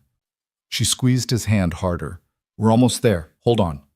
County General's emergency entrance was chaos. Ambulances, people in scrubs rushing between automatic doors, the perpetual noise of human suffering condensed into one overwhelmed building. Vivian pulled up to the entrance with complete disregard for parking regulations. Go, I'll park and find you. Ethan was out of the car before it fully stopped, sprinting through the automatic doors into the fluorescent hell of the ER waiting room. The intake nurse looked up with practiced weariness. My son, Noah Cross, he was brought in by ambulance. Let me check. Her fingers moved across the keyboard with maddening slowness. Noah Cross, 8 years old, respiratory distress. He's in exam room 7. Down that hallway, take the second right. Ethan was moving before she finished, following the maze of corridors until he found room 7. Through the small window, he could see Noah on a hospital bed, an oxygen mask over his small face, his chest rising and falling too fast. A doctor was listening to his lungs with a stethoscope, her expression focused. Ethan pushed through the door. Noah! His son's eyes found him, and even through the oxygen mask, Ethan could see the fear. Daddy! I'm here, buddy. I'm right here. Ethan was at the bedside in an instant, taking Noah's small hand in his. What happened? The doctor straightened, introducing herself as Dr. Martinez. Are you Noah's father? Yes? What's wrong with him? Is he okay? He had an acute asthma attack during recess. The school called the ambulance when his rescue inhaler didn't provide sufficient relief. Dr. Martinez gestured to the IV in Noah's arm. We've given him albuterol and a steroid to open his airways. His oxygen saturation is improving, but we're going to keep him on supplemental oxygen for a while. Asthma, not pneumonia, not respiratory failure, just asthma. Ethan felt his knees go weak with relief. But he's going to be okay. He should be fine. We'll monitor him for a few hours, make sure his breathing stabilizes. But this was serious, Mr. Cross. Has Noah been using his maintenance inhaler consistently? Yes, twice a day, every day, exactly like prescribed. Dr. Martinez made a note on her tablet. Sometimes kids develop exercise-induced symptoms despite proper management. We may need to adjust his medication protocol. She looked at Noah with a gentle smile. You gave everyone quite a scare, young man. Noah's voice was muffled behind the oxygen mask. I'm sorry. Nothing to be sorry for, buddy. Ethan stroked his son's hair, fighting back tears. You couldn't help it. A knock at the door, and Vivian appeared, slightly out of breath. I'm sorry. I wasn't sure if I should... She caught sight of Noah, and her expression shifted to relief. Oh, thank heavens. You're okay. Miss Vivian. Noah tried to sit up, but the oxygen tubing held him back. I had an asthma attack. It was scary. I bet it was. Vivian moved to the other side of the bed, her professional composure cracking to show genuine concern. But You're safe now. The doctors are taking good care of you. Dr. Martinez glanced between them. I'll give you some privacy. A nurse will be by to check his vitals every 30 minutes. Press the call button if you need anything. After she left, Ethan sank into the chair beside Noah's bed, his adrenaline finally crashing. Vivian stood awkwardly by the door, clearly uncertain of her place in this intimate family crisis. You can stay, Ethan said quietly. Please. She nodded and pulled over another chair, sitting close enough that her knee pressed against his. They sat in silence for a while, listening to the beep of monitors and the hiss of oxygen, watching Noah's breathing gradually slow to something closer to normal. Dad? Noah's voice was small behind the mask. Am I going to die like Mommy did? The question shattered Ethan's already fractured composure. Nobody, no, this is completely different. Mommy was in an accident. You just have asthma, which lots of kids have, and it's totally manageable with medicine. But I couldn't breathe. It felt like Noah's voice hitched. It felt really bad. I know it did. Ethan climbed carefully onto the bed beside his son, gathering him into his arms around the IV lines and oxygen tubing. But you're okay now. The medicine's working. You're safe. Noah burrowed into his father's chest, and Ethan held him, one hand over his son's heart, feeling it beat steady and strong. Across the bed, Vivian was very quiet, her gray eyes suspiciously bright. An hour passed, then 2. Noah dozed fitfully, waking periodically with small sounds of distress before Ethan's reassuring presence lulled him back to sleep. Doctor. Martinez returned to check his progress, declaring his oxygen levels stable enough to remove the mask and downgrade to nasal cannula. We're going to keep him overnight for observation, she explained. Standard protocol for pediatric asthma attacks, but barring any complications, he should be able to go home tomorrow. Overnight? Noah's eyes widened. I have to sleep here? Just for one night, buddy, to make sure you're all better. Will you stay with me? Of course I will. I'm not going anywhere. Dr. Martinez nodded approvingly. We'll get him moved to a pediatric room shortly. Much more comfortable than the ER. She glanced at Vivian. Visiting hours technically end at 8, but we're flexible for parents. I'm not... Vivian started, then stopped. I'll head out soon. Let you both rest. But she didn't leave. Not when they moved Noah to a proper room with a window and a fold-out chair that converted into a makeshift bed. Not when a nurse brought dinner trays that Noah picked at without interest. Not when the sun set and the hospital settled into its nighttime rhythm of distant beeps and soft footsteps. Around 7:30, Vivian's phone rang. She stepped into the hallway to answer it, her voice low. When she returned, her expression was conflicted. That was Rebecca. She heard about Noah. I texted her earlier, and she's offering to come sit with you. Bring food, keep you company, whatever you need. That's kind of her. Ethan glanced at Noah, who'd finally fallen into a deeper sleep. But we're okay. Ethan. Vivian sat down in the chair beside him. You've been here for 3 hours. You haven't eaten. You're running on pure adrenaline and fear. I'm fine. You're not fine. You're terrified and exhausted and trying to hold it together for Noah. Her voice dropped to barely a whisper. Let someone help you. Let me help you. Ethan looked at her, really looked at her, and saw the same fear he felt reflected in her eyes. She'd driven like a maniac to get him here, stayed through the chaos and uncertainty, sat vigil beside him, even though she had no obligation, no role in this family crisis. Why are you still here? He asked softly. Vivian was quiet for a long moment. When she spoke, her voice was raw with honesty. Because when Mrs. Patterson called and I saw the look on your face, she paused, collecting herself. I've never been so scared in my life. And I realized that somewhere between hot chocolate and soccer games and holding your hand in the car, you and Noah stopped being just my friend and his son. You became... She struggled for the words. You became people I can't imagine losing.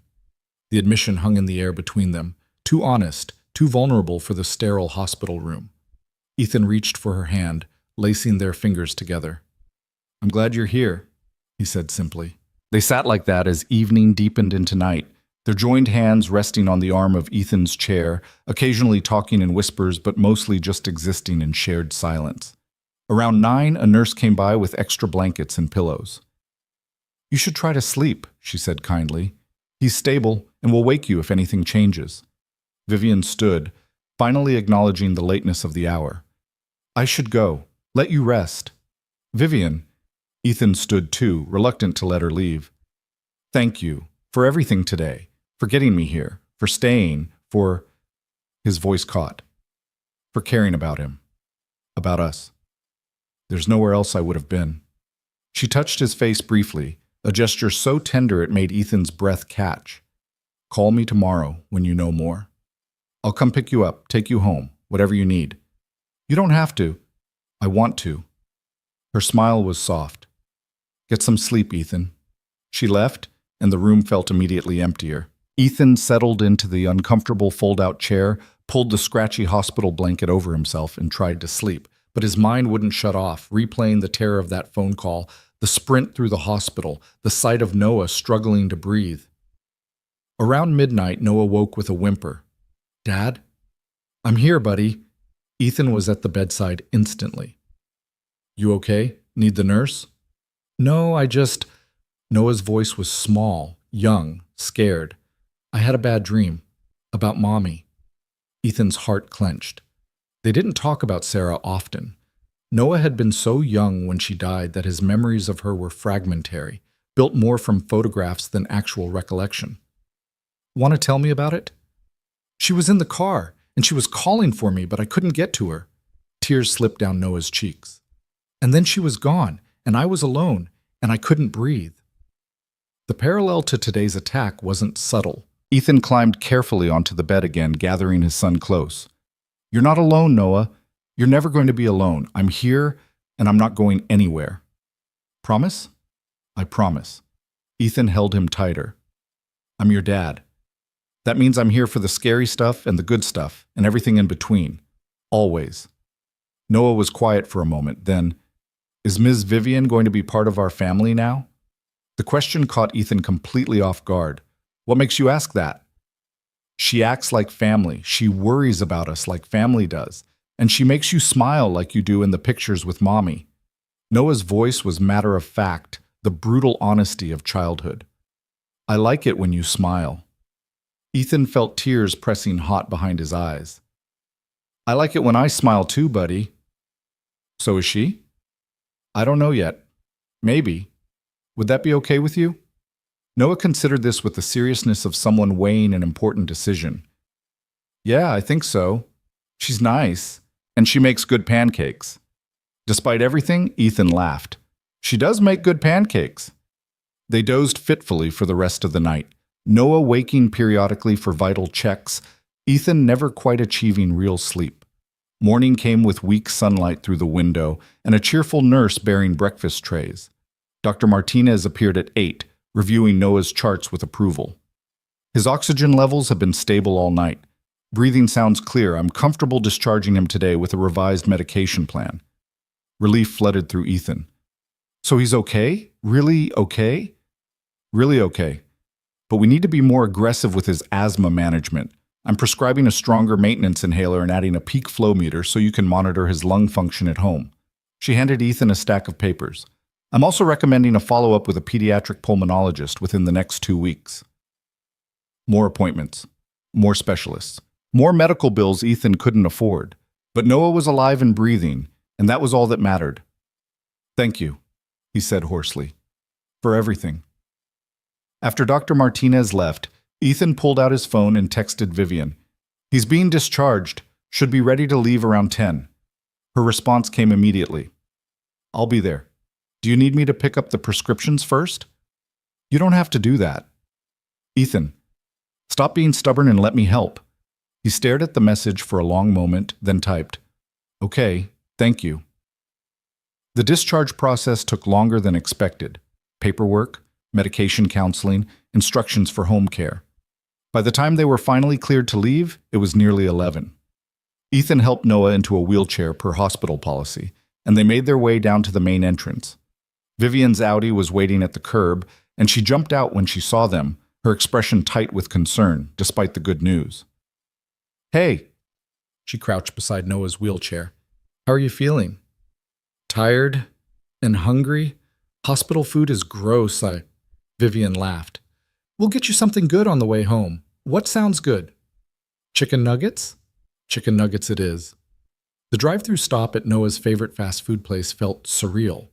This strange new normal where Vivian was just part of their routine, where she knew without asking that Noah liked his nuggets with honey mustard and that Ethan would claim he wasn't hungry but would eat half of Noah's fries anyway.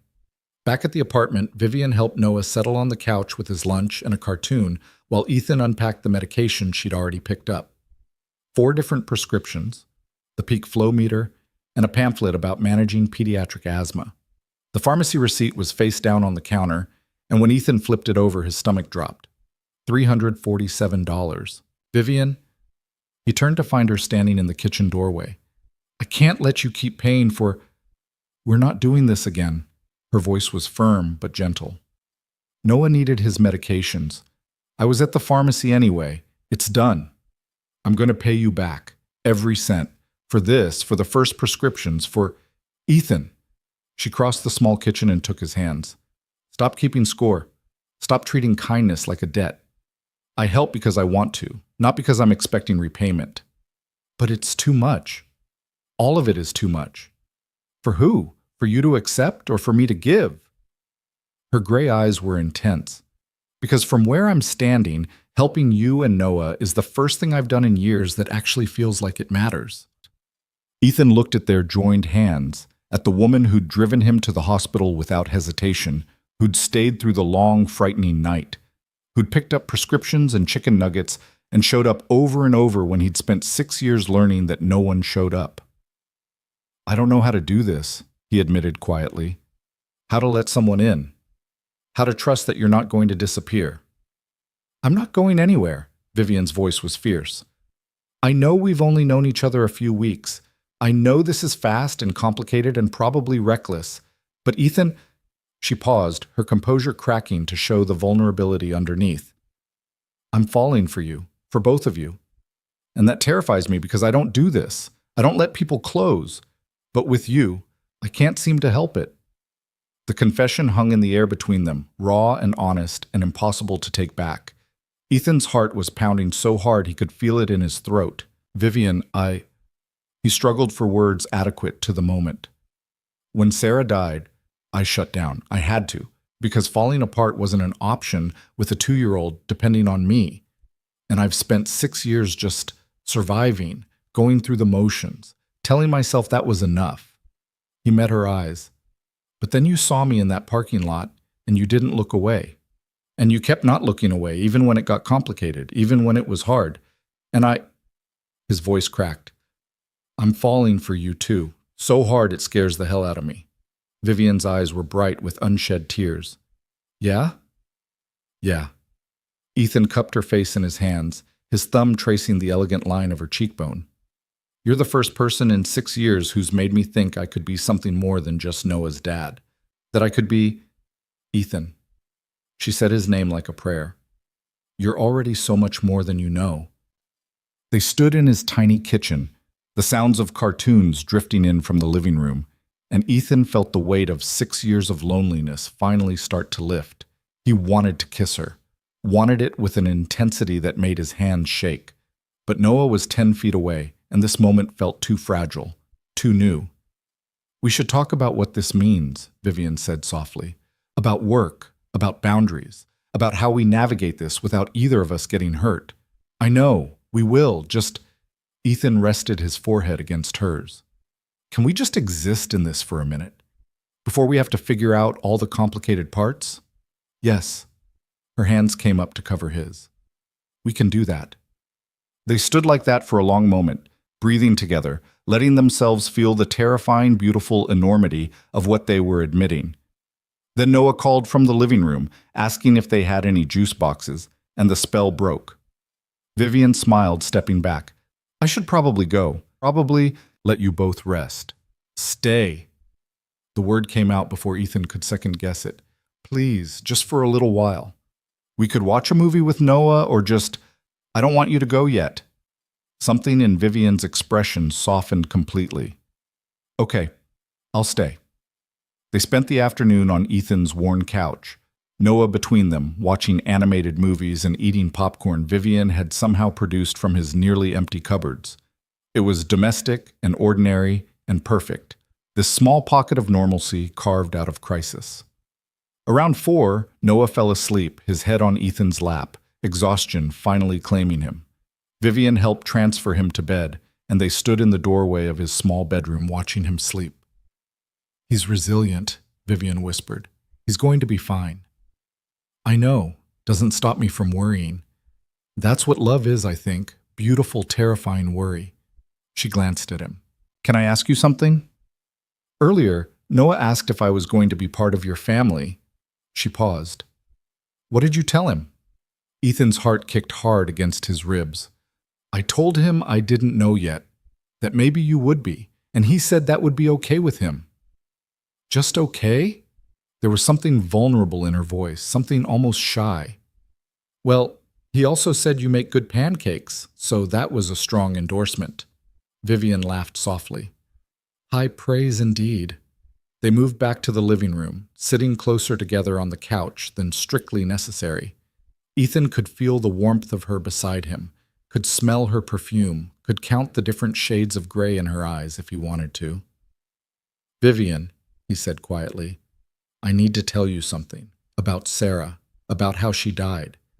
He felt her go still beside him, her hand finding his. "You don't have to." "I want to."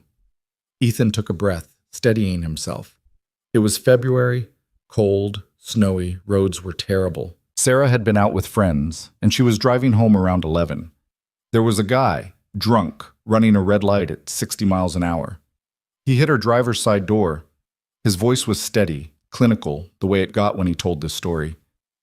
"She died on impact. Never felt anything," they said, like that was supposed to make it better. Vivian's grip on his hand tightened. Noah was 2. He kept asking when Mommy was coming home, and I didn't know how to explain death to someone who just learned to talk in full sentences. Ethan's voice cracked. "I was 26 years old, working retail, living paycheck to paycheck, and suddenly I was a single parent to a toddler who missed his mother, and I didn't know how to do any of it." "But you figured it out," Vivian said softly. "You kept him safe, kept him loved, raised him into that sweet, smart boy sleeping in there." "I did my best. Some days that felt like enough. Most days it didn't." Ethan turned to face her fully. "I'm telling you this because I need you to understand. I'm damaged goods, Vivian. I'm a widow with a kid and medical debt in an apartment with a leaky ceiling. I work in a warehouse because it's the best I can do with a high school diploma. I'm not—" He gestured helplessly. "I'm not someone you should want." Vivian was quiet for a long moment. When she spoke, her voice was fierce with conviction. "You want to know what I see when I look at you? I see someone who showed up in a storm because his son needed him. Someone who works himself to exhaustion to provide for his child. Someone who's kind to strangers and reads science fiction and makes his kid chocolate chip pancakes on Saturdays." She cupped his face, forcing him to meet her eyes. "I see someone strong and decent and real. And yes, you have a complicated life. So do I. My ex-husband left because he said I cared more about work than our marriage. And he was right. I'm a workaholic with control issues who doesn't know how to ask for help. We're both broken in our own ways." "So what do we do?" Ethan's voice was barely a whisper. "We be broken together," Vivian smiled, sad and hopeful at once.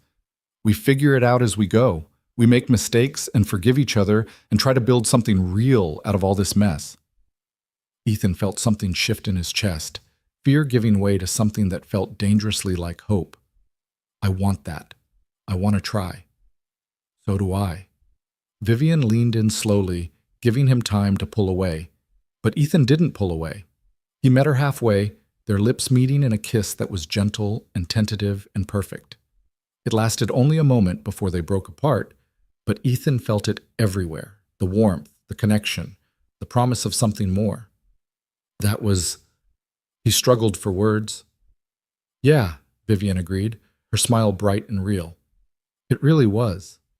They sat together on the couch as afternoon faded into evening, talking in low voices about everything and nothing, about work complications and HR policies and how to navigate their relationship without compromising either of their positions, about Noah and what he needed, about taking things slow for his sake, about fear and hope and the terrifying prospect of letting someone matter.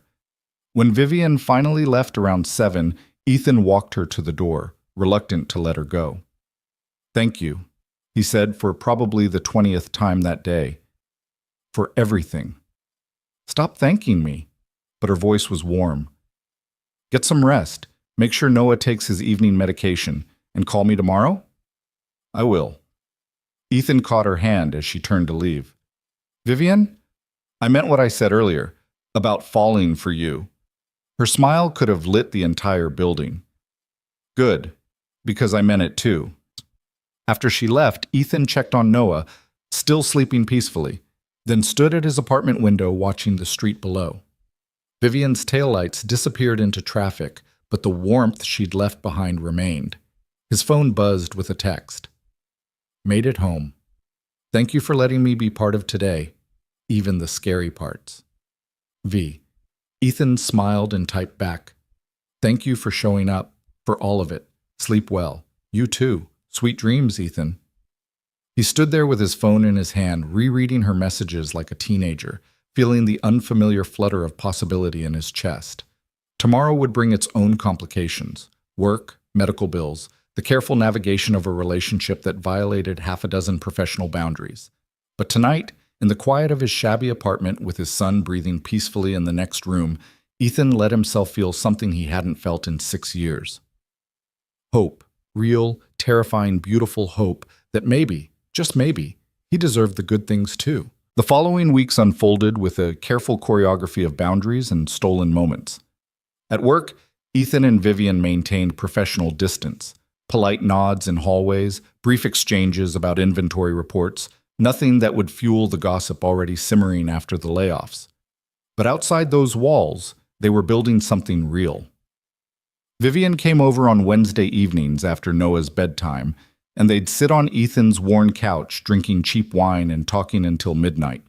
She helped Noah with his science project on weekends, her meticulous attention to detail transforming a cardboard solar system into something actually impressive. Ethan met Rebecca and her husband David for dinner, enduring their good-natured teasing about how Vivian smiled more in one evening than she had in the past 3 years. It was careful and deliberate, and nothing like the whirlwind romance Ethan had shared with Sarah. This was something quieter, built on mutual respect and genuine friendship, two people choosing each other despite the complications. But complications had a way of demanding attention. 3 weeks after Noah's hospital stay, Ethan was called to a meeting with HR. His stomach dropped the moment he saw the email.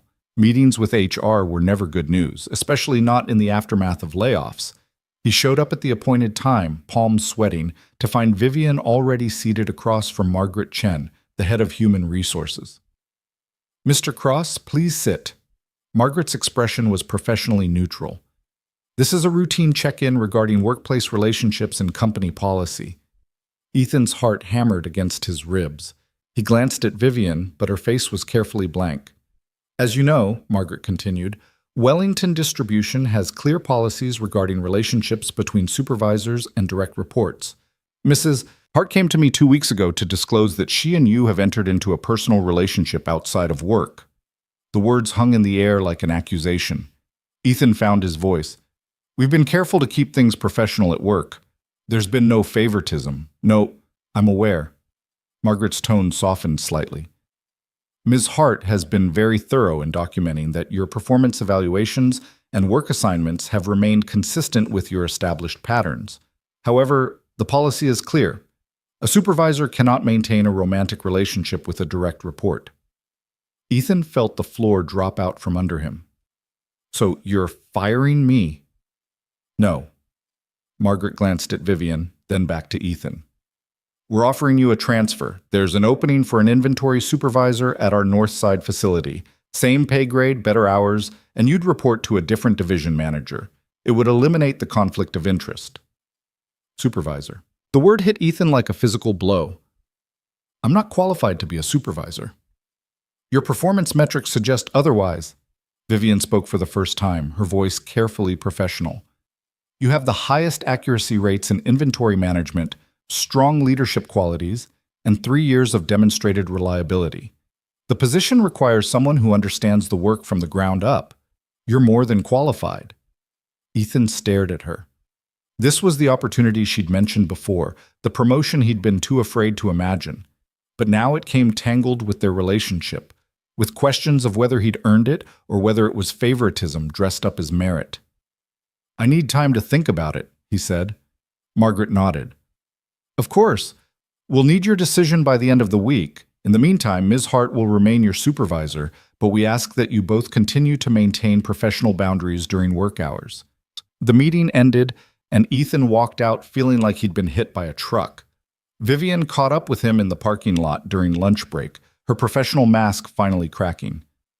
Talk to me, she said. Tell me what you're thinking. I'm thinking this is exactly what I was afraid of. Ethan's voice was tight. People are going to say I slept my way into a promotion, that you gave me special treatment because we're together. You earned this position before we were together.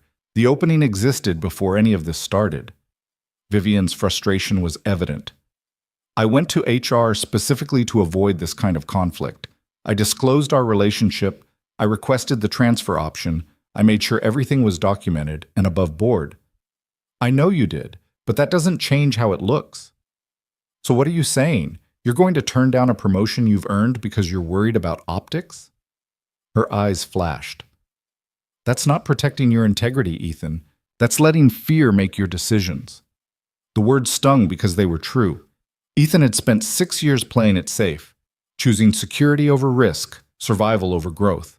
The idea of stepping into a leadership role, of claiming space he'd been taught he didn't deserve, terrified him more than any workplace gossip. I don't know if I can do it, he admitted quietly. What if I fail? What if I'm not good enough? Vivian's expression softened. Then you'll learn and get better. That's what everyone does. She moved closer, lowering her voice. I know you're scared. I know you've spent years believing you're not enough. But Ethan, you are. You're smart and capable, and you work harder than anyone I've ever met. Stop letting your fear decide your future. Ethan wanted to believe her, wanted to take the leap and trust that he could be more than just a warehouse worker barely keeping his head above water.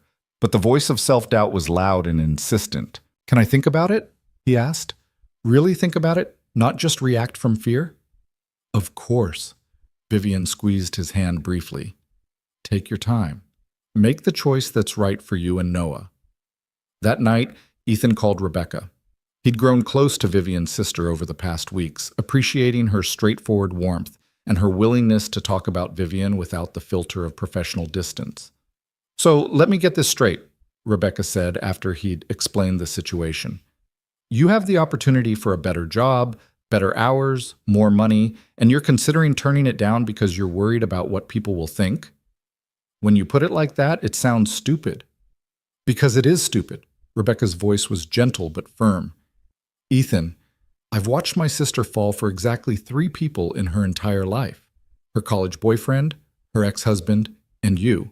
And you're the only one who's ever seen past the Ice Queen thing to the actual human being underneath. You're good for her. She's good for you. Don't sabotage that because you're scared. What if I'm not good enough? For the job, for her, for any of this? What if you are? Rebecca countered. What if you take the job and you're amazing at it? What if you and Vivian build something real? What if you give Noah the example of a father who took risks and chose growth over fear? She paused. Stop waiting for permission to believe you deserve good things. After they hung up, Ethan sat in his living room listening to Noah practice his reading in the next room, stumbling over big words with determined persistence. His son never questioned whether he was good enough. He just kept trying, kept learning, kept growing. Maybe it was time Ethan did the same. He called Vivian. I'm taking the job. The relief in her voice was palpable. Yeah? Yeah. I'm terrified, and I probably have no idea what I'm doing, but I'm taking it. He took a breath. And I'm doing it because I earned it. Not because of you, not because of favoritism, but because I'm actually good at my job, and it's time I started believing that. You are good at your job. Vivian's voice was warm with pride. "You're going to be an amazing supervisor." "I hope so." Ethan paused. "This means we can stop sneaking around at work, right? No more pretending we barely know each other?" "Well, we still need to be professional, but yes, no more hiding." She laughed softly. "I'm really proud of you, you know that?" "I'm trying to be proud of me too." The transfer took effect 2 weeks later. Ethan's last day at the main facility was bittersweet. Handshakes from coworkers who'd become friends, a slightly awkward goodbye from those who still blamed him for surviving the layoffs. But when he walked out of that warehouse for the last time, he felt lighter than he had in years. The Northside facility was smaller, newer, better organized. His new manager, Patricia Okoye, was a no-nonsense woman in her 50s who made it clear she expected excellence but was willing to teach him how to deliver it. "You come highly recommended," she said on his first day. "Ms. Hart speaks very well of your work ethic and attention to detail. Don't make her a liar." Ethan worked harder than he'd ever worked, learning scheduling systems and personnel management and how to navigate the delicate balance of being someone's supervisor when 2 months ago he'd been the one taking orders. It was exhausting and challenging and exactly what he needed. Meanwhile, his relationship with Vivian deepened into something neither of them had expected. She spent more time at his apartment than her own house, helping Noah with homework while Ethan made dinner, the three of them falling into comfortable routines. Movie nights on Fridays. Pancakes on Saturday mornings. Sunday afternoons at the park, where Noah would run himself ragged on the playground while Ethan and Vivian sat on a bench talking about everything and nothing. It was domestic and ordinary and beautiful. But the universe, it seemed, wasn't finished testing them. 6 weeks into Ethan's new position, Noah had another asthma attack, this time at school during gym class, severe enough that the school called an ambulance. Ethan's phone rang during a morning meeting, and the familiar spike of parental terror had him apologizing to Patricia and sprinting for his car before anyone could object. He called Vivian from the road. "It's happening again. Noah's on his way to County General. I can't—" His voice broke. "I can't do this again. I'm leaving now. I'll meet you there." This time felt different. Worse. Noah's oxygen saturation was dangerously low, and the ER doctor's expression was grave as she explained they were admitting him to the pediatric ICU for aggressive treatment. Ethan stood beside his son's bed, watching machines breathe for him, and felt the world narrow to this one terrible moment. Vivian arrived 20 minutes later, still in her work clothes, her hair disheveled from running. She took one look at Ethan's face and pulled him into a fierce embrace. "He's going to be okay," she said, but her voice shook with uncertainty. "You don't know that." Ethan's words were muffled against her shoulder. "Last time you said that and he was okay, but what if this time? What if I lose him?" "You're not going to lose him." Vivian held him tighter. "He's strong. He's a fighter. He's your son." They sat vigil together through the long afternoon, watching Noah's small chest rise and fall with mechanical precision. Rebecca appeared around 6, still in her scrubs from her own practice, her professional assessment both reassuring and terrifying. "His lungs are inflamed, but responding to treatment," she explained quietly. "The steroid should start working within 24 hours. But Ethan—" She paused, choosing her words carefully. "His asthma is more severe than we initially thought. He's going to need ongoing specialist care, possibly immunotherapy, definitely closer monitoring. More appointments, more medications, more money Ethan didn't have." As if reading his thoughts, Rebecca added, "I have a colleague at Children's Hospital who specializes in pediatric pulmonology. I can get Noah in to see her, and I'll make sure the billing department works with you on payment plans." Ethan nodded, too exhausted to argue about accepting help. That night, sitting in the uncomfortable hospital chair while Noah slept fitfully, Vivian took Ethan's hand. "I need to tell you something," she said quietly. Ethan's stomach clenched. "Okay. I've been offered a position, regional director for Wellington's entire West Coast operations. It's a significant promotion, more money, more responsibility." She paused. It would mean relocating to Seattle." The words hit Ethan like a physical blow. "When would you have to move?" "They want an answer by next week. If I accept, I'd start in 2 months." Vivian's voice was carefully neutral, but Ethan could hear the conflict underneath. "It's the kind of opportunity that comes once in a career.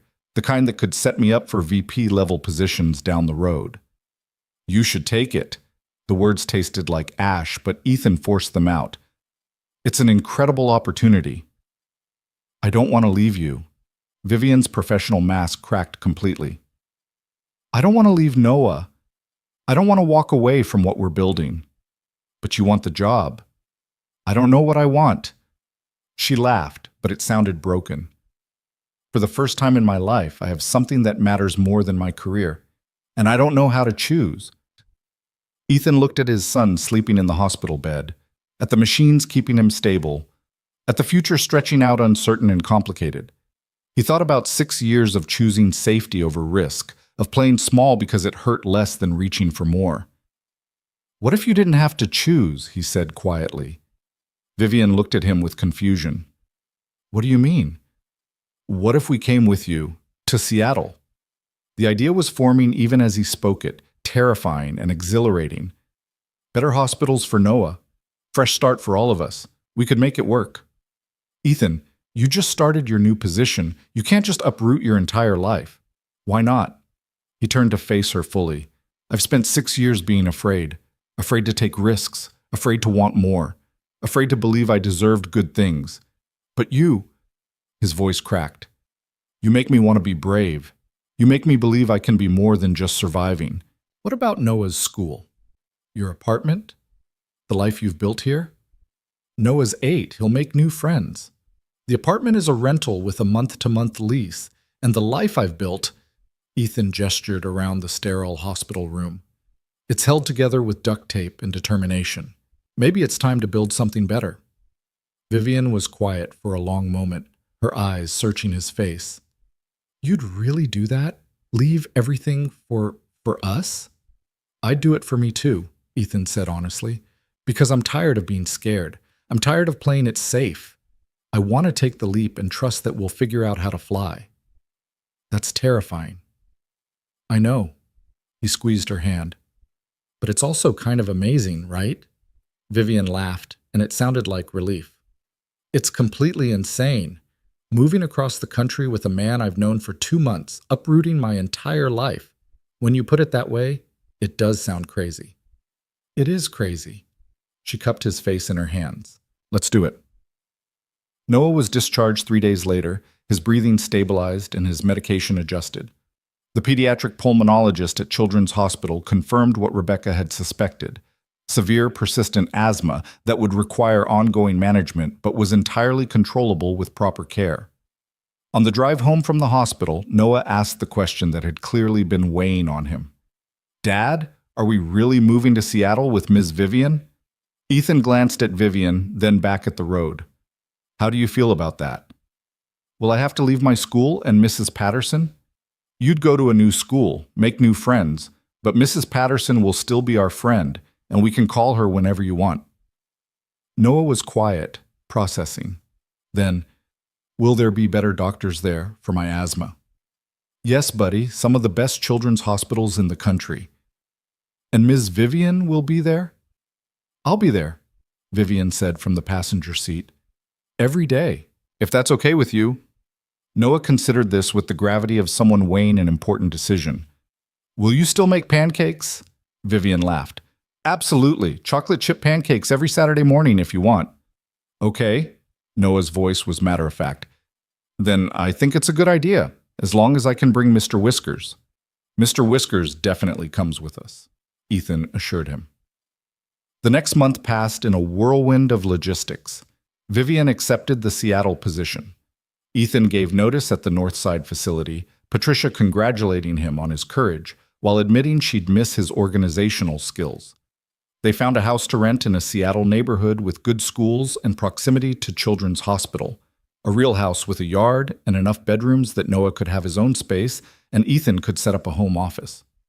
The gossip at Wellington reached a fever pitch when word spread that Vivian and Ethan were moving to Seattle together. Some people were supportive, others were predictably judgmental, but Ethan found he cared less about their opinions with each passing day. He was too busy packing up his old life and preparing for his new one. 2 weeks before the move, Rebecca hosted a goodbye dinner at her house. Miles and Noah played in the backyard while the adults sat around the patio table drinking wine and pretending they weren't all a little emotional about the impending separation. "You take care of my sister," Rebecca said to Ethan, her voice thick with feeling. "She acts tough, but she's softer than she lets on." "I know." Ethan glanced through the window at Vivian, who was helping the boys build an elaborate blanket fort in the living room. "I promise I will." "And you?" Rebecca turned to Vivian.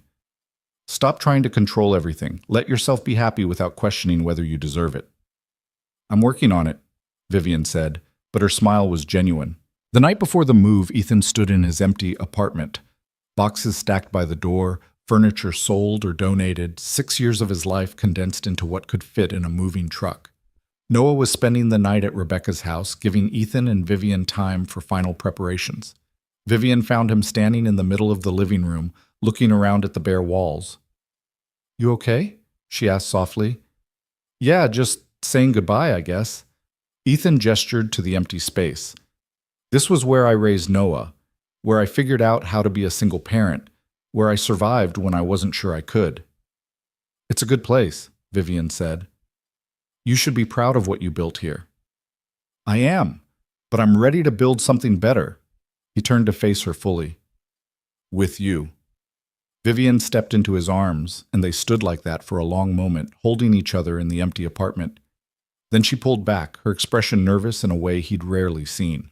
"I have something to ask you," she said, "and it's possibly terrible timing, and I might be completely overstepping, but Vivian, just ask." She took a breath. "Move in with me. Not just rent a place in the same city, but actually live together. You and Noah and me, building a home together." Ethan's heart kicked hard against his ribs. "Are you sure? That's a big step." "I'm sure. I've never been more sure of anything." Her voice was fierce with conviction. "I love you, Ethan. I love Noah. I want to wake up every morning with you both there. I want to make pancakes and help with homework and fight about whose turn it is to do dishes. I want all of it." "You love me?" Ethan's voice came out slightly strangled. "Yes, you idiot. I love you." Vivian laughed, nervous and hopeful. "I know it's fast, I know it's crazy, but I—" Ethan kissed her, cutting off her anxious rambling with the kind of kiss that communicated everything words couldn't. When they finally broke apart, both of them were breathless. "I love you too," he said. "And yes, we'll move in with you. Build a home together. All of it." Vivian's smile was luminous. "Yeah? Yeah." Ethan pulled her close again. "You and me and Noah. A family." The move to Seattle was chaotic and exhausting and perfect. The house Vivian had found was everything she'd promised, sunny and spacious, with a backyard where Noah could run himself ragged, and a kitchen big enough for all of them to cook together. They spent the first week unpacking boxes and discovering which of their belongings fit together and which didn't, making decisions about furniture placement and whose books went on which shelves. It felt like playing house, except it was real. This was their life now. Noah adapted with the resilience of childhood, making friends at his new school within the first week, and declaring Seattle pretty cool, actually. His new pulmonologist set up a comprehensive treatment plan that included weekly monitoring and adjustments to his medication based on his activity levels and environmental factors. Ethan found work at a logistics company that valued his experience and offered him a position as an operations coordinator. Better title, better pay, better hours that let him be home when Noah got off the school bus. Vivian threw herself into her new role with characteristic intensity, but she made a conscious effort to leave work at the office, to be present for dinners and bedtimes and the small domestic moments that made a house a home. 3 months after the move, Ethan woke on a Saturday morning to the smell of pancakes and the sound of laughter from the kitchen. He padded downstairs to find Vivian and Noah engaged in an intense debate about whether Ankylosaurus could beat a T-Rex in a fight, both of them covered in flour, chocolate chips scattered across the counter. "Dad!" Noah spotted him in the doorway. "Tell Ms. Vivian that armor beats teeth." "Actually, I think you should call her something other than Ms. Vivian," Ethan said, his heart suddenly pounding, "since we're all living together now." Noah looked confused. "Like what?" Ethan glanced at Vivian, who'd gone very still by the stove. What would you think about calling her Vivian, or, he paused, or something else, if you wanted to?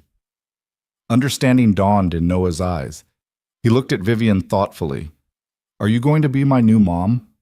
Vivian set down her spatula with trembling hands and crouched to Noah's level.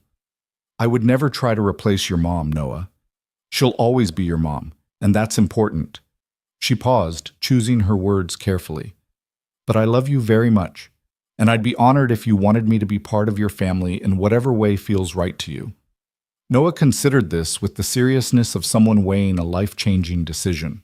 Could I call you Vivian at home and Ms. Vivian at school, since it might be confusing otherwise? That sounds perfect, Vivian said, her voice thick with emotion.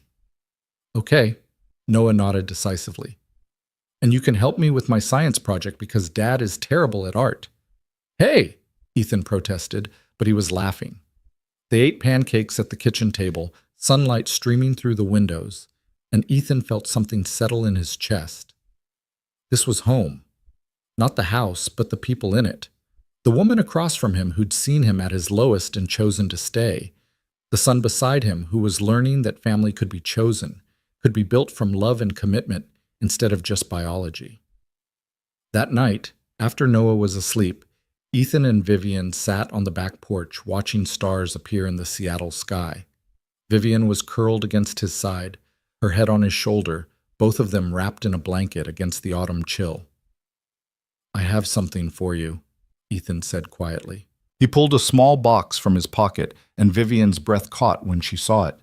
Inside was a simple ring, nothing extravagant because Ethan still had medical bills and moving expenses and the reality of his finances. But it was real, and it was perfect. Vivian Hart, he said, his voice shaking slightly. 6 months ago, I was stranded in a parking lot in the rain, convinced I'd never be more than just barely surviving. And then you saw me. Really saw me, and everything changed. He took a breath. I know this is fast. I know we've only been together a few months, but I've never been more certain of anything in my life. Will you marry me?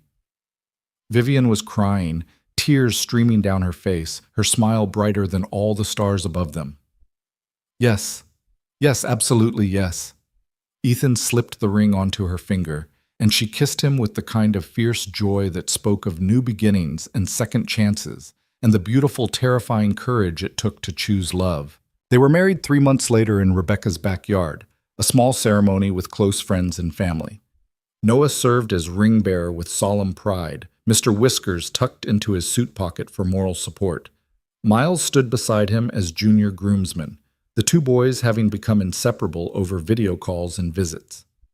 Vivian wore a simple cream dress and flowers in her hair, looking nothing like the Ice Queen Ethan had first met, and everything like the woman who taught him what it meant to be seen. Ethan wore a suit Rebecca had helped him pick out, and when he saw Vivian walking toward him, he felt 6 years of grief and fear and loneliness finally release their hold. Rebecca officiated, because of course she did, her voice steady as she spoke about love that chooses courage over comfort, about families built from intention rather than accident, about two people who'd found each other in a storm and decided to build a shelter together. You may now kiss your bride, she said, grinning through her own tears.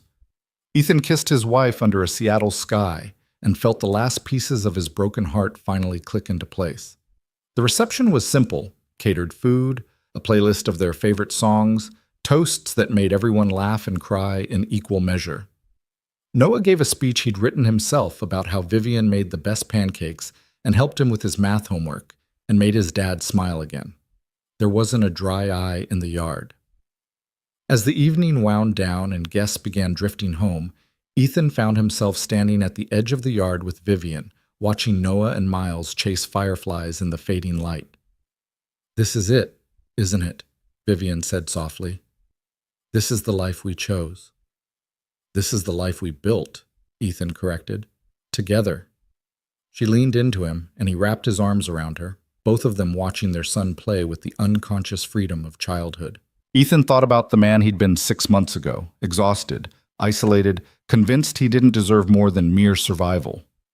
That man would never have believed this moment was possible. But that man had been seen, really seen. By a woman with gray eyes and a reputation for coldness who'd looked past his circumstances to the person underneath, who'd taught him that accepting help wasn't weakness, that taking risks could lead to reward, that love was worth choosing even when it was terrifying. "Thank you," he said quietly. "For what?" "For seeing me. For not looking away. For making me believe I deserved good things." Vivian turned in his arms, her expression soft with love. "Thank you for letting me in, for showing me what home feels like, for giving me a family." They stood like that as twilight deepened into night, as fireflies sparked against the darkness, as their son's laughter rang out bright and clear. And Ethan thought about storms and power outages and chance encounters that changed everything.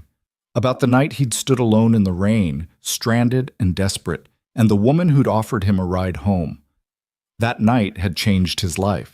But not because Vivian had rescued him, because she'd seen him as someone worth knowing, worth caring about, worth choosing.